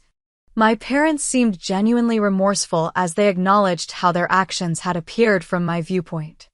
We got so caught up in helping Jason that we stopped seeing Mackenzie as someone who also needed our support, my father admitted.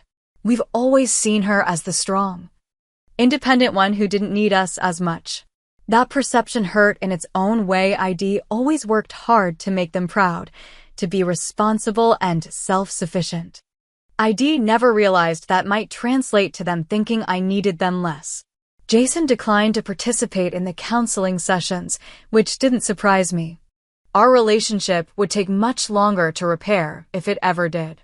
The betrayal felt more personal from him. Had been willing to profit directly from what was taken from me.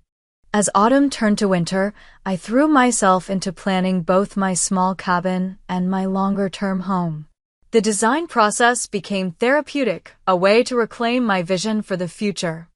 I hired a landscape architect to help plan the property in phases, beginning with the area around the initial cabin. The most healing moment came unexpectedly, about 4 months after the property dispute was resolved. While going through some old boxes in my apartment, I found a letter from my grandfather that had included with the original deed. ID read it years ago but had forgotten some of the details. One passage stood out now with new significance. Remember, Mackenzie, property is more than just land or buildings. It's the physical manifestation of your boundaries in this world. How you maintain those boundaries with others, even family, will define much of your adult life. Some will respect them naturally. Others will need to be taught. Never feel guilty for protecting what is rightfully yours. Those words, written years before this conflict, felt prophetic now. Grandpa Franklin had somehow known I'd need this wisdom eventually. Had chosen me as his successor for a reason. He recognized something in me that would honor his legacy. By spring, when construction began on my small cabin, my relationship with my parents had improved to cautious cordiality.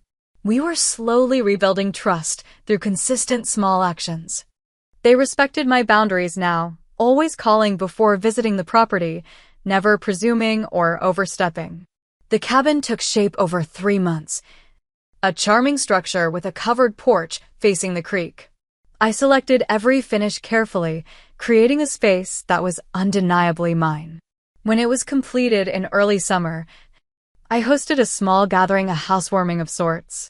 I invited my parents, Audrey, Rebecca, Harold, and a few close friends from work. Standing on the porch of my new cabin, watching my father awkwardly trying to make conversation with Harold, I felt an unexpected sense of peace. The journey had been painful, but ID emerged stronger. ID learned to stand up for myself, to set clear boundaries, and to protect what mattered without guilt. My mother joined me on the porch, gazing out at the property. It's beautiful, Mackenzie. You were right to fight for it. I was.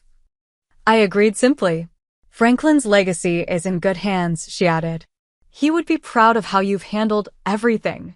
Coming from her, that acknowledgement meant more than I could express. As everyone gathered for dinner at the rustic table ID placed under the trees, I looked around at the unlikely community this conflict had ultimately created. My parents, humbled but present. Rebecca, whose professional guidance had become friendship. Harold, the neighbor who'd become an ally. Audrey, who'd supported me throughout. This land represented more than just property now. It was the physical manifestation of my personal growth, of difficult lessons learned and boundaries established. The home ID eventually built here would stand on a foundation stronger than concrete self-respect and the willingness to protect what mattered, even when it was difficult. That night, after everyone had left and I was alone in my cabin for the first time, I sat on the porch with a cup of tea, listening to the creek and watching fireflies appear in the gathering dusk. I thought about the long journey from betrayal to reclamation and the person ID become along the way. Sometimes the most valuable inheritance isn't the thing itself, but what you learn in the process of protecting it. Grandpa Franklin had given me land, yes, but more importantly, had given me the strength to stand up for myself, even against those I loved. That was the true legacy worth cherishing. Have you ever had to stand up to family members who crossed your boundaries? Share your story in the comments below. If this resonated with you, please hit that like button and subscribe to hear more real-life lessons. Thank you for joining me on this journey, and remember, your self-respect is always worth fighting for.